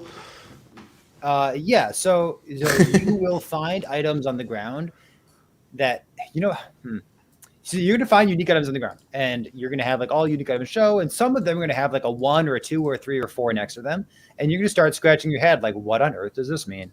So any unique item, most unique items can have 1, 2, 3, or 4 legendary potential. And what that means is if you take it to the oven, you can randomly put 1, 2, 3, or 4 stats from a corresponding exalted item onto that unique item. So you're adding extra affixes. There's a couple interesting things that go into it, but let me tell you what the oven is first. I said the LP oven, you put it in the oven. The oven is my colloquial term for the eternity cache, which is the reward for successfully completing the temporal sanctum, which is one of the 4 dungeons in the game. So the And LP also system, quite easy to run. Yeah. So the LP system was a tie-in. It is a tie-in to the dungeon system. You go in the temporal sanctum. You need a key. Put the key in. You do the dungeon. You kill the boss, and then you have access to the eternity cache. If you want to do a low-level item, you can do a low-level dungeon. If you want to do a high-level item, you got to do the high-level dungeon in order to access the appropriately powerful easy bake oven. So in the easy bake oven, you put your exalted item in. You put your unique item in, and then you click go, and whatever happens. If you have a 4 LP item, it's literally an item printer, because you have 4 affixes, and you're randomly adding 4 of the affixes onto your unique item. So of course it just takes all 4. So 4 LP is totally insane. Yep. Also And- incredibly rare. Very, very, very rare. I would not expect it. The rules that govern the system is you can utilize the same type of item. So let's say I have a 2-handed sword. I can use any other exalted two-handed sword to slam onto my legendary potential item as long as it has 4 affixes. It has to have the 4 affixes first, right? But if I want to slam my 2 LP mace, I need a 2 LP two-handed mace, right? Like I need that. And what's important here, and this is very important to understand because new players will come in and be like, oh my God, this item's like really good affixes, but it's on a terrible base, right? Like on a really low base. Well, it turns out you don't care about the base when it comes to exalted items if you're not going to be wearing it.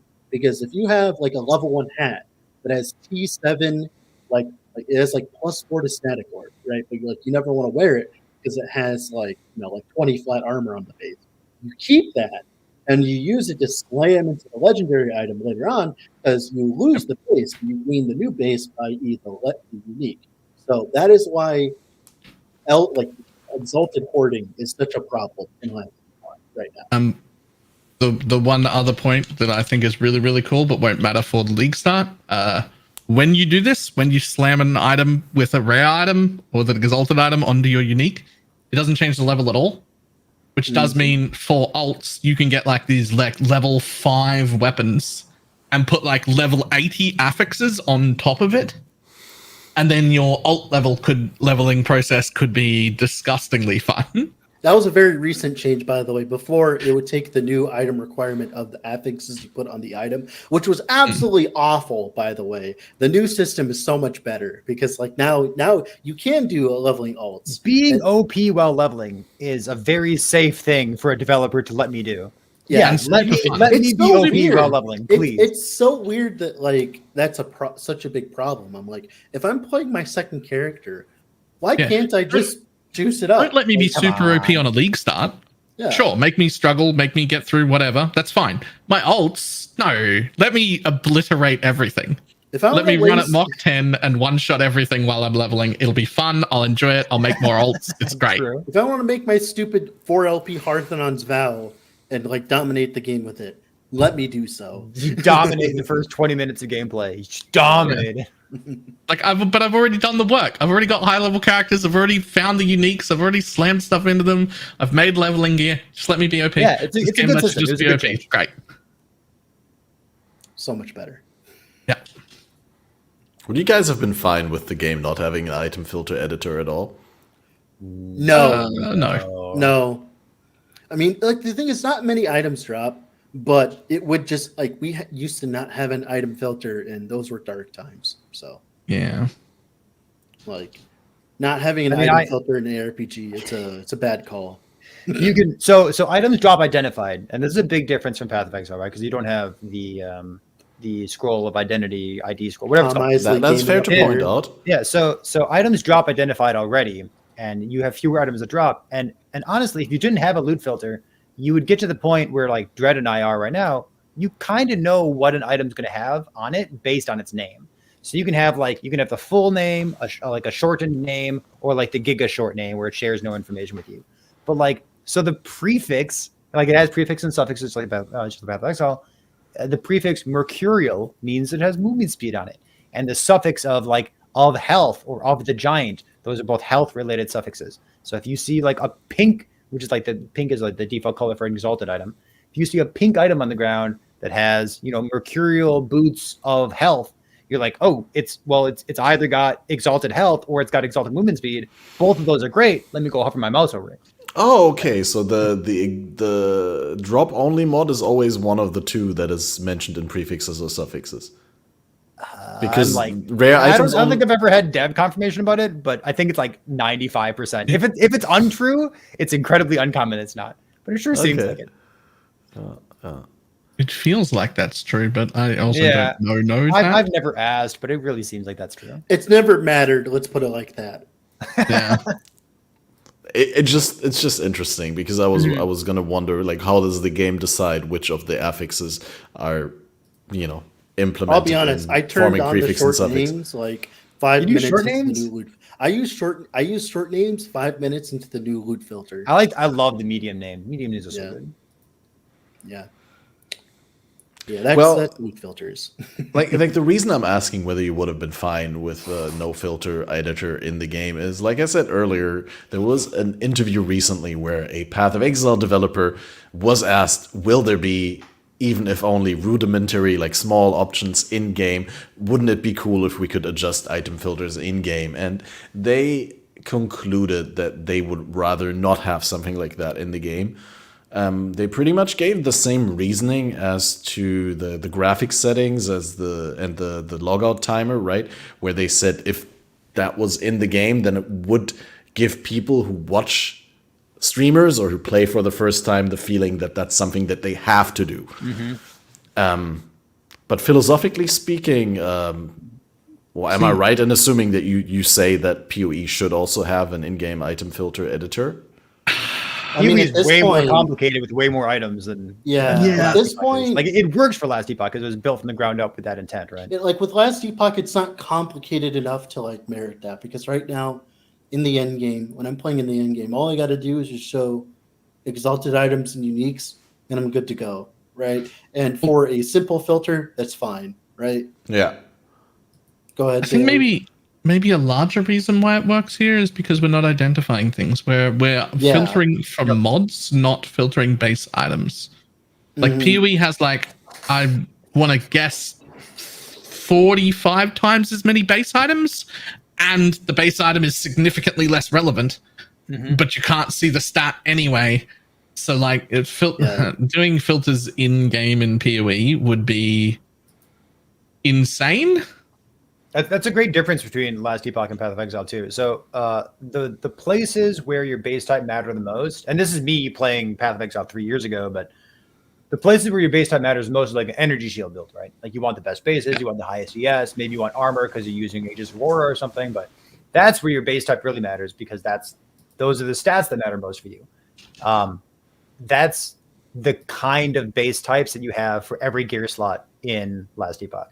Base types are very important to Last Epoch. Very good, by the way. Very good base types. Like insane. Like absolutely insane. Like your build can go from 0 to 100 like very quickly based on the kind of base item you have. And that really makes the exalted thing really interesting because like half the time whenever you're looking at exalted, you have to think of not only the affixes, what these affixes would be good for, what build these affixes would be good for. You also have to think, well, is this LP bait? Can I like throw it on an LP, or do I use this to craft for my own self? Right? You have all these kind of things every single time you look at an exalted item. It's not like Path of Exile where it's like, oh, shink, like you see like a, I don't know, like a replica Alberons or something, right? It's like, oh, I need to like look at this item and evaluate its value every single time I click on it, essentially, right now. And even if like you manage to like filter everything, like that would take hours and hours and hours and hours, and it's not worth it. Yeah, that's fair. So I just feel like, and look, I'm not trying to like call the PoE developers out or like give them shit for not designing the game in the way that I would like it. Because for me personally, I couldn't care less whether there's an item filter editor in game. I just think based on the fact that they're looking to cast a wider net, increase their player base, lure in people who are maybe not naturally affiliated with the RPG genre, get more of the casual audience, then I feel like it's a wrong conclusion to think that we don't need an item filter editor in game. Sure, there's always going to be the people who want to use Filter Blade for absolute min-maxing, but if there's just one specific item that I'm looking for and I just want to add an exception to the filter, I just want to do that without alt-tabbing, and I don't really understand why they have such a firm stance on not wanting to. I mean, I understand, but I think the biggest problem is with, like I said, with Last Epoch, they did it from the beginning, right? Yeah. They did it from the start. With the Path of Exile, they definitely did not do it in the start, and yeah, it's a necessity that arose later. It's more like. Insane creep. It's more like, let's put it like this. Would you want to make it would you want to go through and put in the thousands and hours of man hours that it would require to do that? Like, would you want to go through the thousands of hours of man hours that would take to like make trade better? Like a lot of these kind of things, like you got to think of it from their perspective. It's like, what is actually worth our time and what is not? What can we get away with not doing? What can we not get away with not doing? Right? Like for instance, recently, that is a completely different topic though, because if they were to say, if Jonathan had said, I would really like this in the game, but there's so many other things that we need to prioritize over this. It's unlikely that it will get made. It's a completely different answer to saying what he said, where he says, I philosophically don't want that to be in the game, which is the point where I disagree and where I'm like, if I was a dev on that game, then I would like to see it in there. And the resource allocation is a completely different topic. I have a perfect foil for that. So right now at Last Epoch, we cannot edit the sounds of our filter. Okay? Yeah. You cannot add sounds. And I've asked time and time again about sounds for filters, and they said, we do not want to do this. We do not want to do this. It would be easy to do so. We do not want to do it. And I feel like as though sometimes you just run into that situation where it's like, it's their boat and we're riding it. And this is like one of those cases, and like Ellie has that case all the time too, where it's like, it'd be nice if we could have sounds. Like, I miss my shinks, man. Like, I miss my dinks. They don't have sounds at all, or?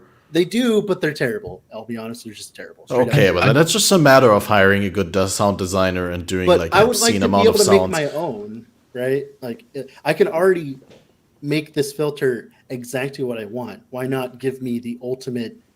Like, I want to hear Gachi Muchi when I'm like dropping a bunch of exalted items. Please, just let me do it. I am so happy that they're not allowing custom sounds for exactly that reason. When I go to somebody's stream and then a bunch of like,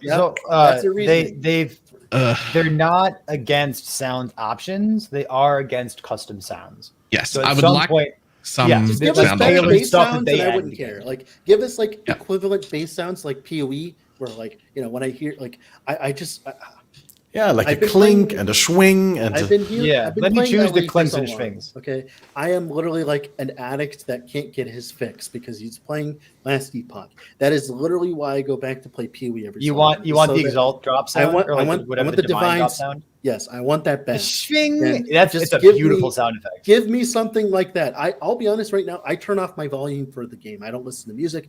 I don't listen to sounds. I don't listen to anything. Right now, that would make me turn on my item filter sounds or whatever, is so I could hear that. You should take that sound effect and make it like your follow notification or like sub notification. No, I actually like my follow notification. It's my favorite song. But yeah, it's just like if they are going to not let us make custom filter sounds, just make us give us an option, like a few options, and give me a loud dong. Okay, I want a loud dong. The one or two other things that I want out of their thing is I don't think there are enough colors. I would like to have more color options. Give me triple the colors, please. There's like an emphasize that like capitalizes it, but it doesn't change the size. I wish there was like it capitalizes, and sometimes it bugs out too, where it like hides the text. A size thing too, like, even if it wasn't a slider, it was just like, here's a small one, a medium one, and a large one, and that's it. That would be fine. Yeah, I also don't like the current state of the hiding in the like the highlighting the filter, because like constantly I'll see people on stream be like, I can't see items. Why can't I see items? I'm like, press Alt Z. It's Alt Z. Just press Alt Z. You want to make that worse? Real quick? I play with a controller. Yeah. This button right here opens the portal. Problem. This opens a portal, right? This button, I can't rebind it. It opens a portal. It's stuck there. It's bound there. If I hold this button for 1/4 of a second, it's the hotkey to turn off all loot. And there's no way to rebind that either. They're both locked. I ran about 8 maps thinking, the fuck did I do to my filter? Why is there no gear on the floor? I turned off every single tooltip because I held the portal button for 1/4 of a second and it just turns loot off. Skill diff. Yeah, just use a PlayStation controller. Anyway, yeah, there's some little growing pains with the controller, but we won't get into that. Well, is there any other like common pitfalls or We could go on this things for that- hours. Go ahead, Perry. You can start it. Common like pitfalls. things to look out for new players, right? Oh my God, acid What's- flask. Oh, I was like, ass. I mean, that's just Man. skills. Like, there's more than that. How about I'll take resistances. That's a good Yes, one. that's one of my Because favorites. it's such a good difference, and it's a mathematical difference. Ooh, I can draw charts for this too. Resistances in Path of Exile as opposed to Last Epoch. I get the percentages mixed up, but bear with me for a second. The difference, okay, the TLDR is that in Path of Exile, if you have uncapped resistance, you're asking to die. In Last Epoch, having uncapped resistance is completely fine. It's okay. Don't worry. I constantly have characters at like 69, like 70, 71, like 60, 65, whatever. I can give the really quick math for that if you want. I know it. I know Is the it relative math differences. Yeah, if you know the math different? offhand, tell me. So basically, TLDR, your endgame mobs are built to penetrate 75 resistance by default, which is also the cap, which means the balance of this game is set around you having an effective 0 resistance. So 100 fire damage gets done to you and you take 100. So if you're missing 25 resistance, you take 125 damage instead of 100 damage, which is an increase of 25% more damage. Right. Which is manageable. In PoE, they don't have pen by default. You have 75 by default. It's balanced around dealing 25 damage to you when it deals 100. And if you're missing 25 resistances, you take 50 damage instead of 25 for each 100 dealt, which is double. So in Last Epoch, you're missing 25 res, you take 25% more damage. In PoE, you're missing 25 res, you take 100% more damage. Perfect description It's of a it. big difference. Eloquently put. Yeah. Yeah, That's like a if big you one. got 60 res, like you want 75 res, but if you have 60, I can Yeah, it's fine. I can do the next pitfall. go. Go for The it. only choice that matters, and I get this question all the time now because I make a lot of builds, right? What am I gonna play for 1.0, Dread? What am I gonna play? Well, the only choice that matters is what mastery you choose. You can take a druid and play whatever druid build you want within like 20 minutes of respecking as long as you have the gear, right? As long as you have the gear, it takes like maybe 10 to 15 minutes in endgame to respec your character. So essentially, all that matters in the endgame is which mastery you choose. So for instance, if you choose like a Blade Dancer, you could play every single Blade Dancer build under the sun. Like, it's so easy to respec, it's not even funny. But if you want to play a marksman, if you're like, oh, I want to play a marksman, well, guess what? You got to level a new character. That is the only thing that matters. You could play like a really uber fast leveling build, right, to like level 70, 80, whatever, right, all the way to empowers. There's plenty of builds that are like that, right, that are just templates that just get you to the end game, right, and even farther.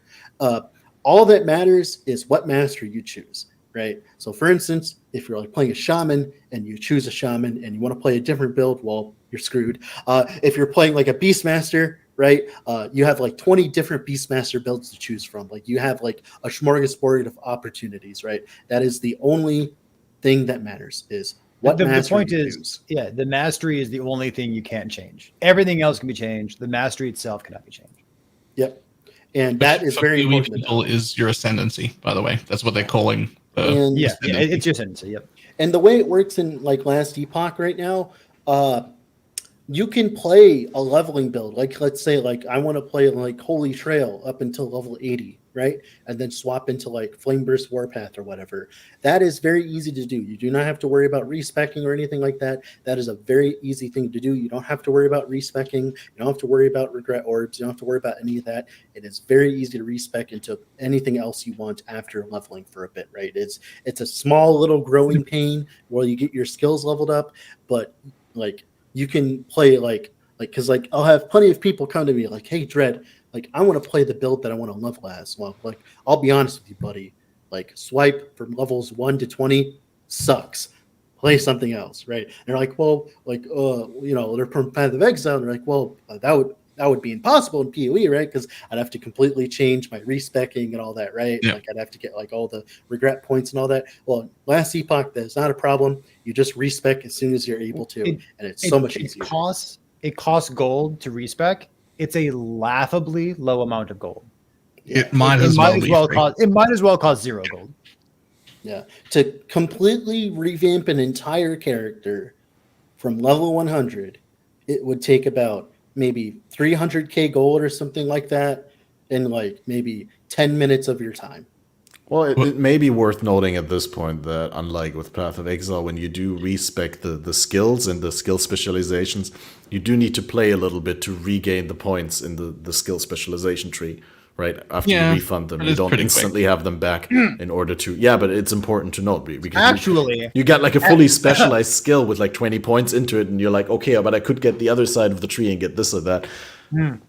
Actually, streamer, there's ways around that. You can Really? You can actually have 0 downtime if you plan out correctly.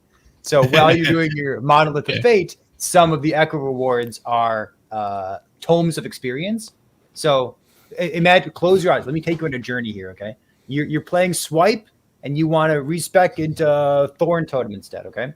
So you do the echo. You're killing monsters.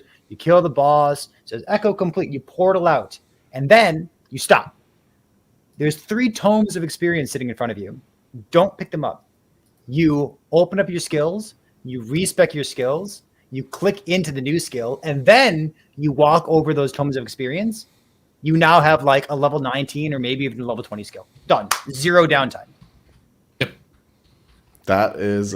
thanks for letting me know. I had no idea. Oh, it's helpful. It is. Although I've been told that the downtime is relatively low anyway. It is. It really only takes like 1 or like, 2 zones to level them anyway, even if you don't do that. The only problem is if you do it really early on, like level 5, it's kind of painful for a little bit. Oh, that's a great like new player pitfall. What you're about to describe. Sorry, Dread, keep going. Yeah. So like so the problem is like really early on, you respec your main damaging skill. It feels awful for a while, I'll be honest. So that's why we talk about leveling builds up until like level 40-ish, because level 30, 40-ish is like when things start opening up, your specialization slots are all open. You get enough experience to re-level your skills, and you can like I'll be honest, after level 40, like the world is your oyster. You get to do whatever you want. But up until that point, I would definitely stick to one thing early on, because sadly, for some reason, I don't know why this is the case, but it's way harder to respec really early on than it is in endgame. Like in endgame, it's like completely pitiful. And then early on, like level 5, it's like a pain in the ass. So I don't know why that's the case. Like Baylor, you've played Torchlight Infinite. You've seen like the respec to level 80 thing, right? Like whenever you level to 80, like I don't understand why that's not the case. Like I would rather it be like that, but like I don't know. It's just like completely flopped from other. They have the system. It's just off a little bit. The minimum level of skills. I think they need to like scale that a little bit harder during the like levels 1 to 40-ish. And then go up. Yeah, like I think the way it should work is when you get a new skill, you should just get like whenever you unlock the skill, so you should just get 3 points instantly, and that's your minimum. And then you go up, because whenever you respec a skill in the early game, at least you get 3 points to mess around with, right? I want to get to this point and see what this looks like. Well, now you have 3 points when you respec. I think that would be so much better, like so much better. I don't know why that's not the case. It's so weird. In terms of new player advice, we often tell people like Last Epoch is new player friendly. You can experiment during the campaign. You can try all these different things. But if you want to not be at level 5, not at level 5. You still can. I would say like don't ever like unspec the current skill that you're using to kill monsters. Whatever is your primary source of damage, don't unspec out of that. Unspec out of your movement skill. Unspec out of something else instead, and use that skill slot to mess around with the new skill that you want to experiment with. Yeah, don't delete all of your damage. Don't do that. Don't throw away your bike before you get a new one. Basically. Yeah, there you go. No, that's fair. Yeah, speaking of pitfalls for new players, any more that you want to bring up there, or any parallels? Is there any use for utilizing widescreen? Like, do you get any advantage like you do in Path of Exile? More vision? Yeah, I hate it. Are people doing that actually? I hate it. Yes, they are. The real use case for this is doing arena. An arena is the competitive mode. It's like a ladder. You can be number one on the ladder if you really want to. For me, arena represents absolutely nothing because there's no reward, there's no loot, there's nothing. It's just a ladder. Literally nothing. It's only there to be rank 1, baby. If you're doing an arena, you currently have a competitive advantage if you play in windowed mode or with a wide monitor, play with like extra widescreen on, because you can see monsters sooner, and sometimes you can target them with projectiles faster. Yeah. Technically I heard that's- that arena is basically at the, if you want to get the highest rank, it's basically a competition of who can off-screen So, better. the Right? Who problem can kill the with most arena- monsters without ever seeing them on their screen. The problem with arena. Yeah, Dredd, tell me what's the problem- one singular problem with arena. Well, the biggest problem, in my opinion, is we're trying to make a square peg fit in a round hole. We're trying to play an ARPG competitively.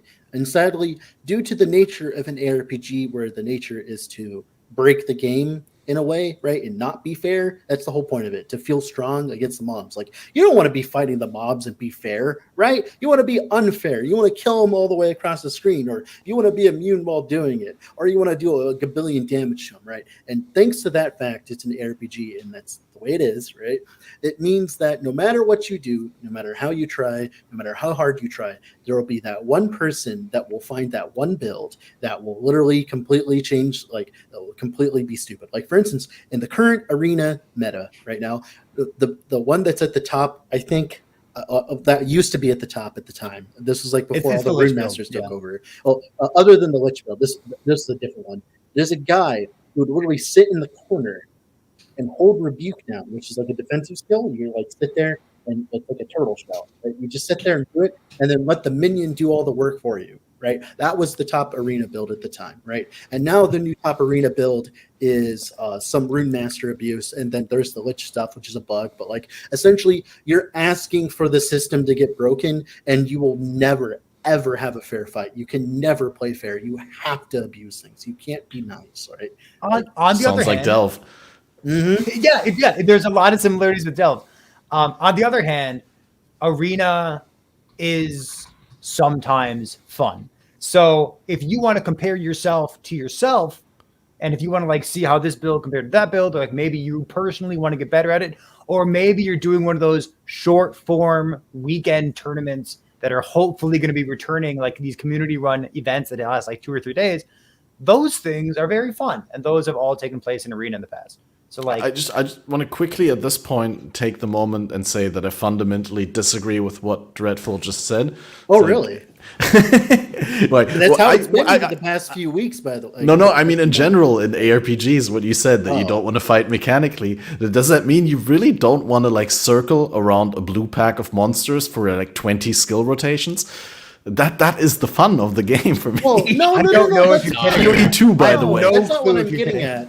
What I'm getting at is like, since it's an RPG and it will never be balanced in that way, right? There will never be a balance. There will always be something, like there will always be bullshit.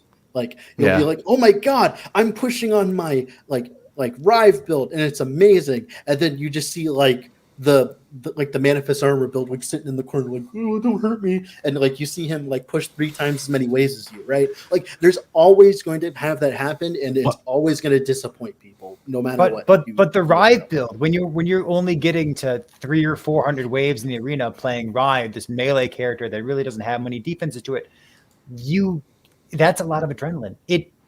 Don't compare yourself to the guy doing manifest armor. Yeah, exactly. If you're comparing yourself to yourself, it is fun. There are good high adrenaline moments. You do get to learn the mechanics of the monsters. There is something there.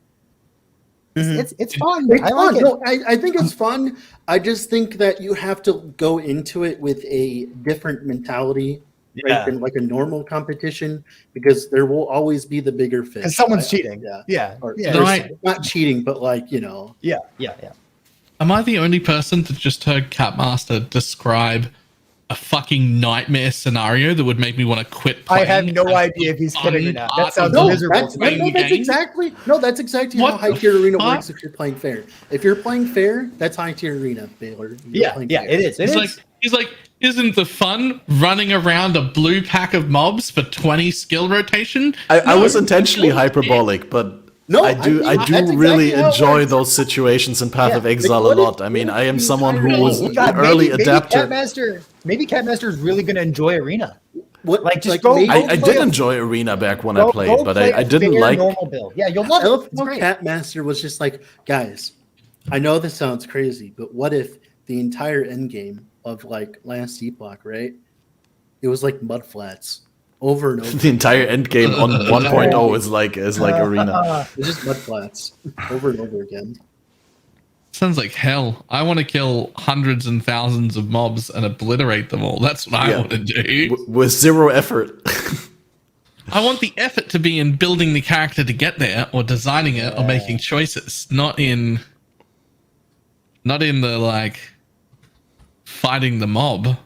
Yeah, Oh, that's what Arena is like. I You have have to to know admit, how I to do mod- like a struggle session. Yeah. Like I that. think it's fine, but like I said, like you're gonna struggle for hours and hours and hours and get to like 200 waves, and you're gonna like watch this random guy doing liches. Like, But you'll have fun. yeah. You'll literally you'll have have fun. fun. Yeah, it's just Nah, I'm not doing Arena. I just want to make sure that everyone is aware that like no matter how hard they try, the system will never be balanced. If they want to make Last Epoch fun, the system will never be balanced. Good. Uh, Cool. Yeah. maybe I think some people like that, you know. Maybe Yeah. some people like pushing like 1,000 waves on like a build that like sits in the corner and like cowers. Maybe people just like not interacting with the enemies and like off screen them. Maybe they want to do that. That's fine. But like I said, don't expect a balanced experience ever. Hot take: nobody actually wants a balanced ARPG. Oh, I The agree. The people who Exactly. say they want it just don't understand how fucking boring that would be. Oh, Or it's they have a actually great a balance. misunderstanding of the term balance, or like at least a Yeah. different one than you. You want to balance the RPG experience before it gets ever deleted. What I want you to do, Baylor, is level a shaman with Tempest Strike. Okay, Pass. if you do that for me, you'll tried it. understand what I mean about it. Like a, you know, I try to tried pass. it already. You tried it. That is what like playing fair in an RPG is like. Yeah, right there. I've done nothing but play Primalist for like 2 weeks now. Like, absolutely, like trying my best to like min max and know absolutely everything about the Thorn Totem build that I can possibly know for leveling. because Beastmaster. I love it. Nah, Shaman. Yeah, well, I said it before you said Thorn Totem. Yeah. Unfortunately, possibly the only Shaman build that's good, but it's a really good build. Next, but we will see. Perfect segue, Balor. We talked about pitfalls in the game. We talked about pitfalls with the item filter. What about meta pitfalls? How do you identify a good build? How do you tell a good build from a bad build? That's such a hard thing right now because of the corruption system.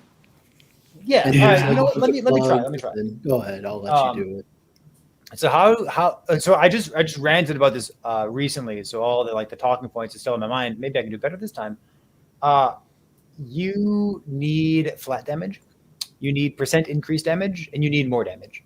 And you can get flat damage from your weapons, from your gear, sometimes from affixes as well. Sometimes you can cheese it with like some other kind of like unique item or some interaction. % increased damage, you can build % increased damage in a number of ways, not too big deal. More damage tends to be the thing that you need to make sure you have enough of. And there's a handful of skills in the game that are old and they simply don't have enough more multipliers on them.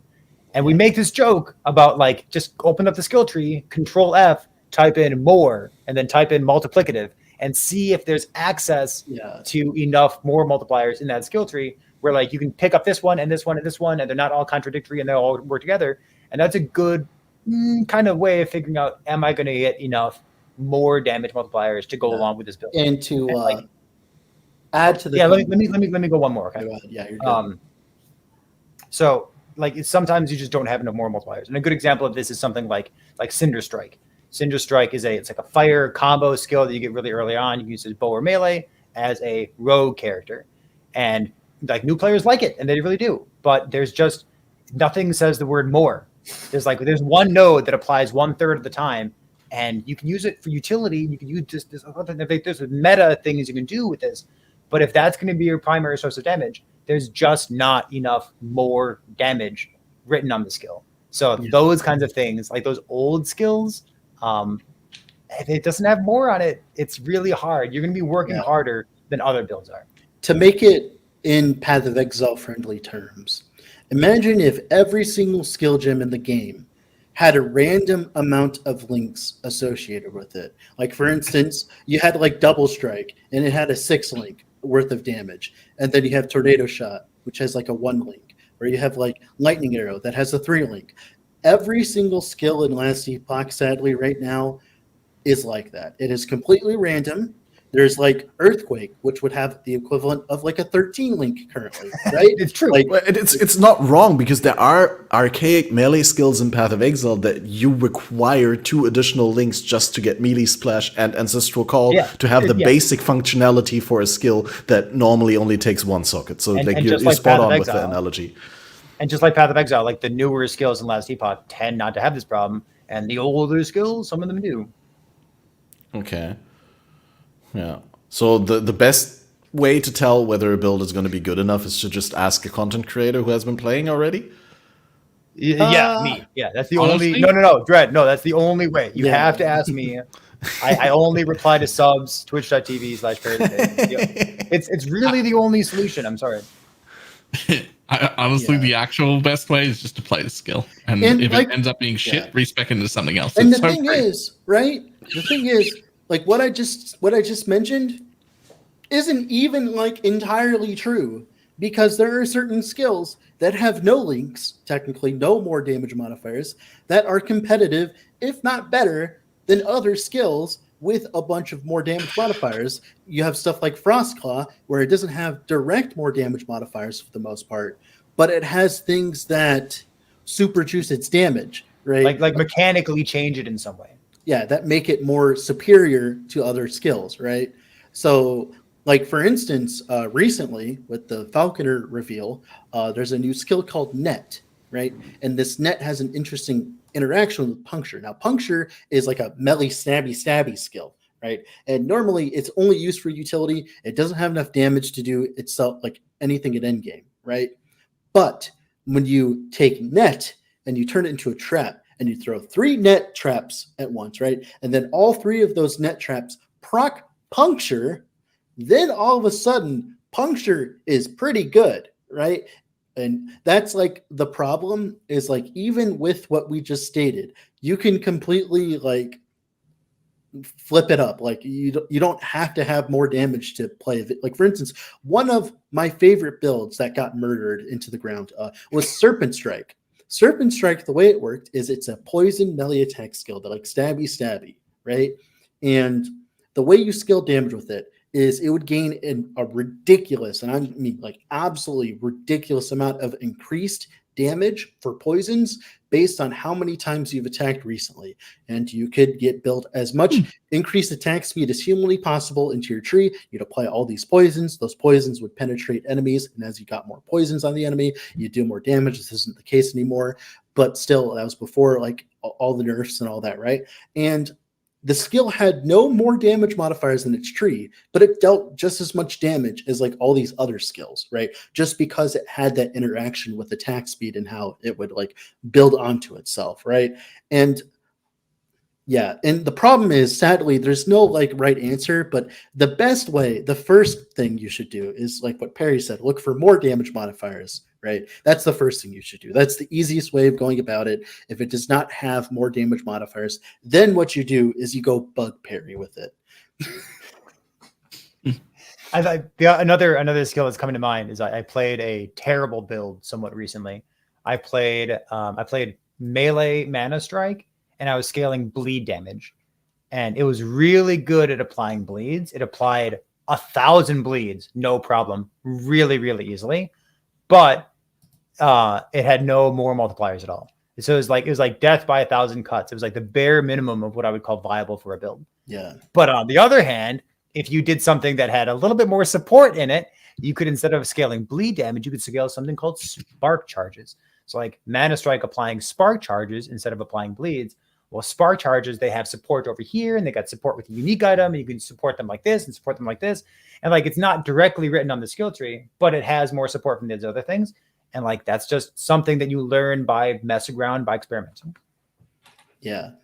And it just makes you have to be a little bit more 5-brain than normal, right? Like, for instance, recently I just played a build where it's literally Ignite Elemental Nova being proc from like Frostclaw, and like it's just absolute screen cancer. Let me find a link if I can find it. It like completely it eats bit rate, and it just destroys. It was a nice PowerPoint. I enjoyed it.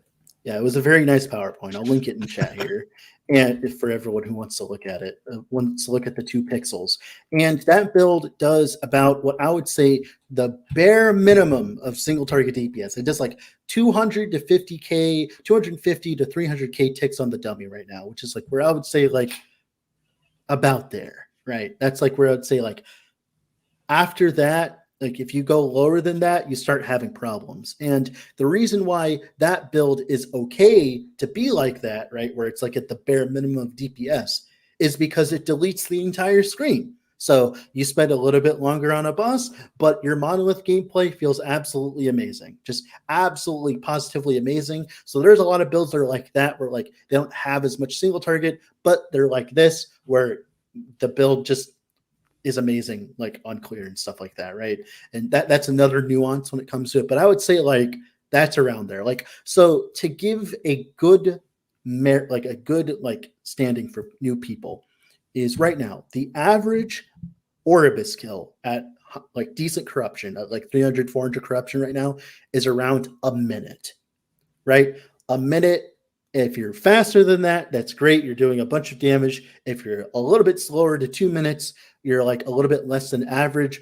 But if you can face tank that Oribus with that 2 minutes, then it's fine, because like you can just be lazy, like a cold out werebear or whatever, right? That's fine. And the other merit is killing T4 Jurla. The average is like 1 to 2 minutes. And unlike corruption, she doesn't change. So she's the same for everybody. So about like a 1 to 2 minute T4 Jurla kill is average. Like a 1 minute where you have to dodge and like dodge her abilities and use D more often, right? With her mechanics, or 2 minutes where you just sit there and you just wail on her and you just let her hit you and it's fine, right? Like that's like what I use myself for my merits, right? That's like for anyone coming into the game, that's like what I would use myself personally.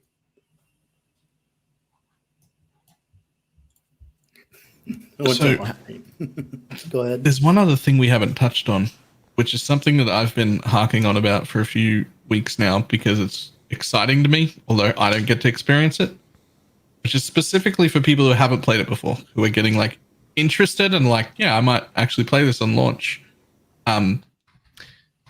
I shouldn't say this because it means less fucking views for everybody, but this is actually, I think, the only opportunity I've ever seen in the ARPG sphere where you can not look up a build and not know anything.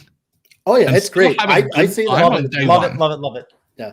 Like we don't get that opportunity very often. Most ARPGs, if you don't know what you're doing or at least have some basic idea and some build in mind, you're going to have a terrible plan. This game, if you were to start on the day of launch, having never seen any specific content about it at all, you will still make a build that 99% of the time feels really good to you. Even if to like experienced content creators, they might look at it and go, that's a bit slow. You could fix this and go way faster, and you could do this and do it. You will have fun on day one with no knowledge at all. No build guide, nothing. Yeah. It's actually kind of funny because like Perry and I, we make a lot of the content for Ellie right now. Spoilers, it turns out. I've been making content for Ellie for like 4 years now, and I have a very large amount of videos, right? And I'm just like, literally, like whenever anyone is like, do I need a build guide to play this game? No. No. Like, even though like I make half of them or whatever, however much is it on the Ellie planner tool right now, it it coalesces all the builds that aren't on like Max or whatever, right? So if I look, I am currently 22% of every single upload on that website. Let that sink in. And even I'm just like, just play whatever, man. The respec system's so easy. Yeah. It's like, who cares? Just play whatever. My respect later. Go ahead, My Perry. best YouTube video for Last Epoch was a set of starter builds for the Rune Master patch. I think it was like it was for multiplayer for 0.9. And like the first 30 seconds of that video is me saying, "Hey, welcome. You don't need a build guide. Here's 13 of them because I know you're going to ask for them anyways. You don't need any of these." Like that's Yep. It's just, That's just it. the main reason I feel like that's such an important point is just because in the ARPG space in general, that's not an opportunity we get.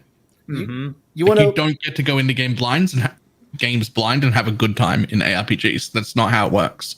It is this time. show the class your notepad, Perry? Pardon? You want to show the class your notepad for the next video you're going to make? The title? My notepad document. Yes. It's just like the first line, of course. Sure. So I have a working title for my upcoming YouTube video, and it's called 14 Starter Builds for Beginners Who Demand Build Guides, even though new players don't need build guides. This isn't Path of Exile. I know I've been hurt before too, but it's okay now. I promise. I'm not sure that will fit into the space of the We'll total. see. Okay. It's I a figured working out. title. I'm gonna work on the half of it SEO. in the description. I'll help them. It definitely That's does have a great. lot of keywords in the title. It does. It does. It just has a lot of words in general. You don't need any. I know I've been there before too. It's okay. I've been there. I get it. I understand. Though I would like to make the point that there was a time and a place for Path of Exile to go into it without a build guide and to have more fun than you have nowadays, right? It used to be a lot more straightforward than it is now. Yeah. It's just I think so like many to things. reiterate what Baylor Mage said, like to me it's like this is a new player friendly game. Like the loot filter is new player friendly, build creations new player friendly. You open up the skills and you read some of them. If you hate reading, you're gonna hate it. You know, garbage genre. Don't play action RPGs if you hate reading.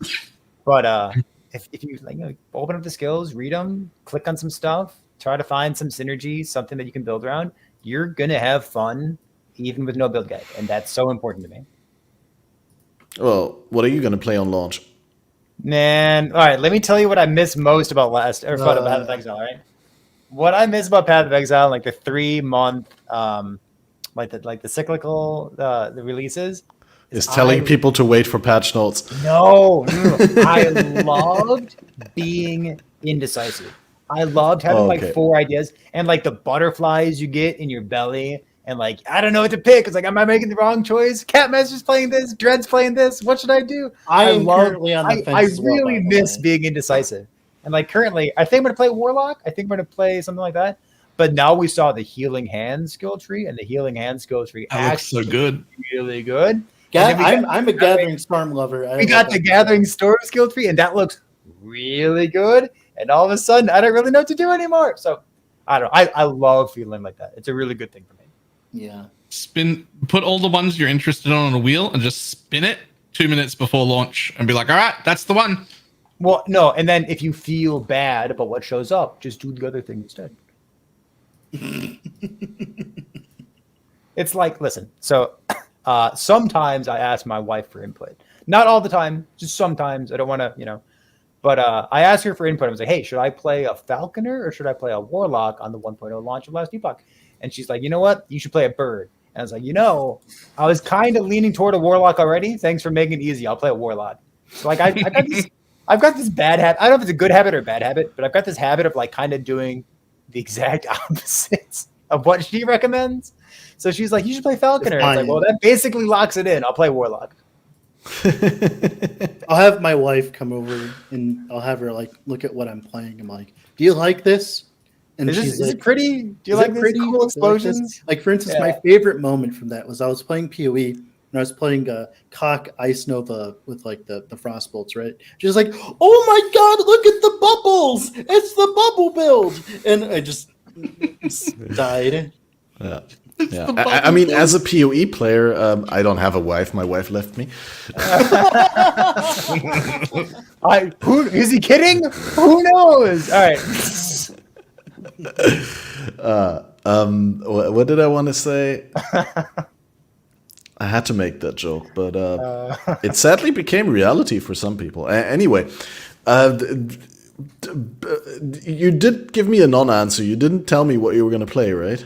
Well, that's the problem. It It's doesn't like know. he's going to level as a warlock, right? That's the I beautiful think thing. He could play a warlock. maybe- He can play any warlock build. It doesn't matter, right? Mastery matters way more. Fair enough. I think like maybe warlock. Maybe I'll play melee vengeance for all the damage reduction that vengeance gives to you, and then I'll proc healing hands and I'll scale spell damage, and I'll also proc like abyssal echoes, and I'll use that for like single target. Well, you do paladin flame burst because the echoes. Paladin flame, yes, and then you The have the echoes- retaliation melee attacks that help The, proc flame the burst. echoes, if I'm not mistaken, they're not going to work with healing hands. Like when it says when you use it, they will not trigger more healing hands. So rip. So you gotta go paladin. All right. Yeah. So like, you know what? I'm fine with that because Void Knights have enough going for them. Void Knights are a lot of fun. And so then Right. we have new unique items we don't know about yet, and unique items tend to have a lot of build round possibilities. So it looks like what's the guy's name? David Harbour, is that it? David Harbour, the actor of Stranger Things, the guy who played the sheriff. Oh, the guy who gets his own unique item. Yeah. He's like adding. He plays Last Epoch, and he wants to add a unique item in the game. So he's gonna showcase his thing tomorrow, and maybe that's the new cool thing. Maybe I'll play that. I don't know. Wait, I need to show that tweet quickly. It's very funny. Balor, what build are you playing tomorrow on Wednesday? Or Totem. almost certainly Thorn Totems, since I put so much work into it. Yes. Also, there were like 400 Thorn Totem build guides around, and I went and Guess looked what? at all of them, and there's variations in all of them.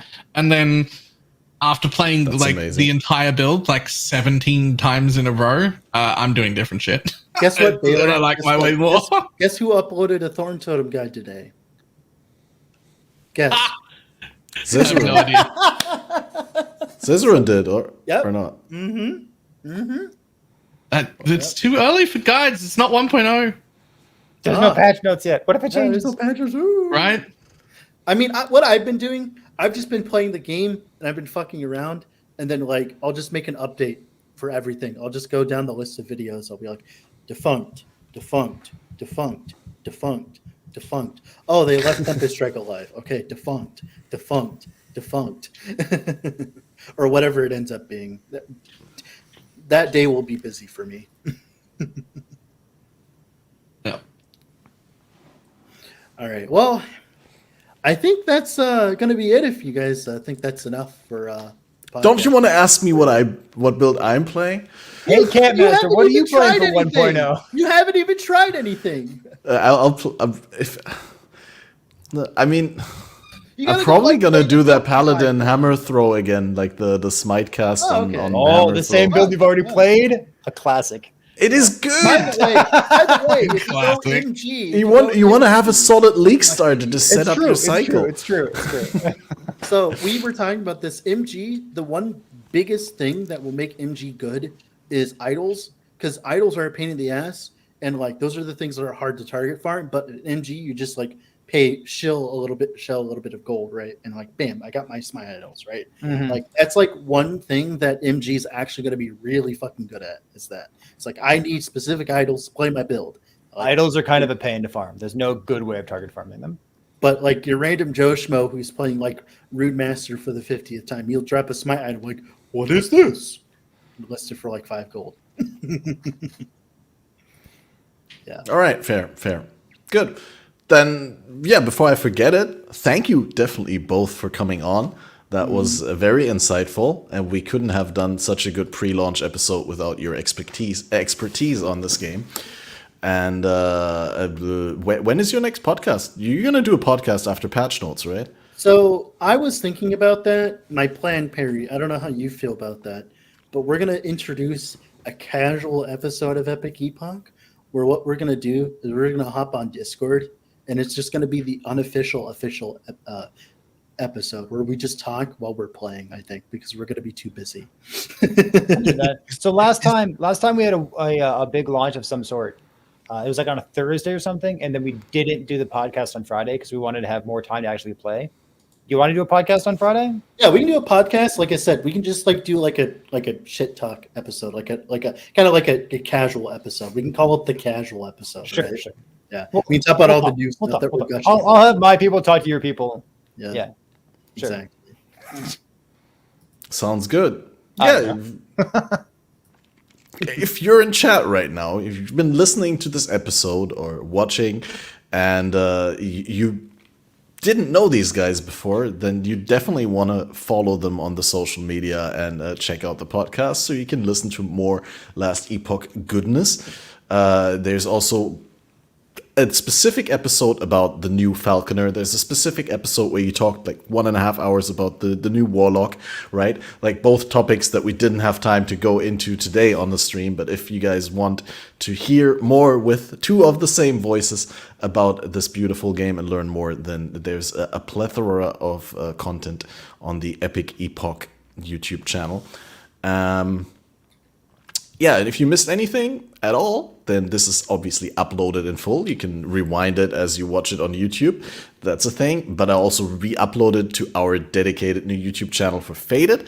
And the video version is to be found on Spotify, as well as an audio version on most, if not all, relevant streaming platforms, podcast platforms.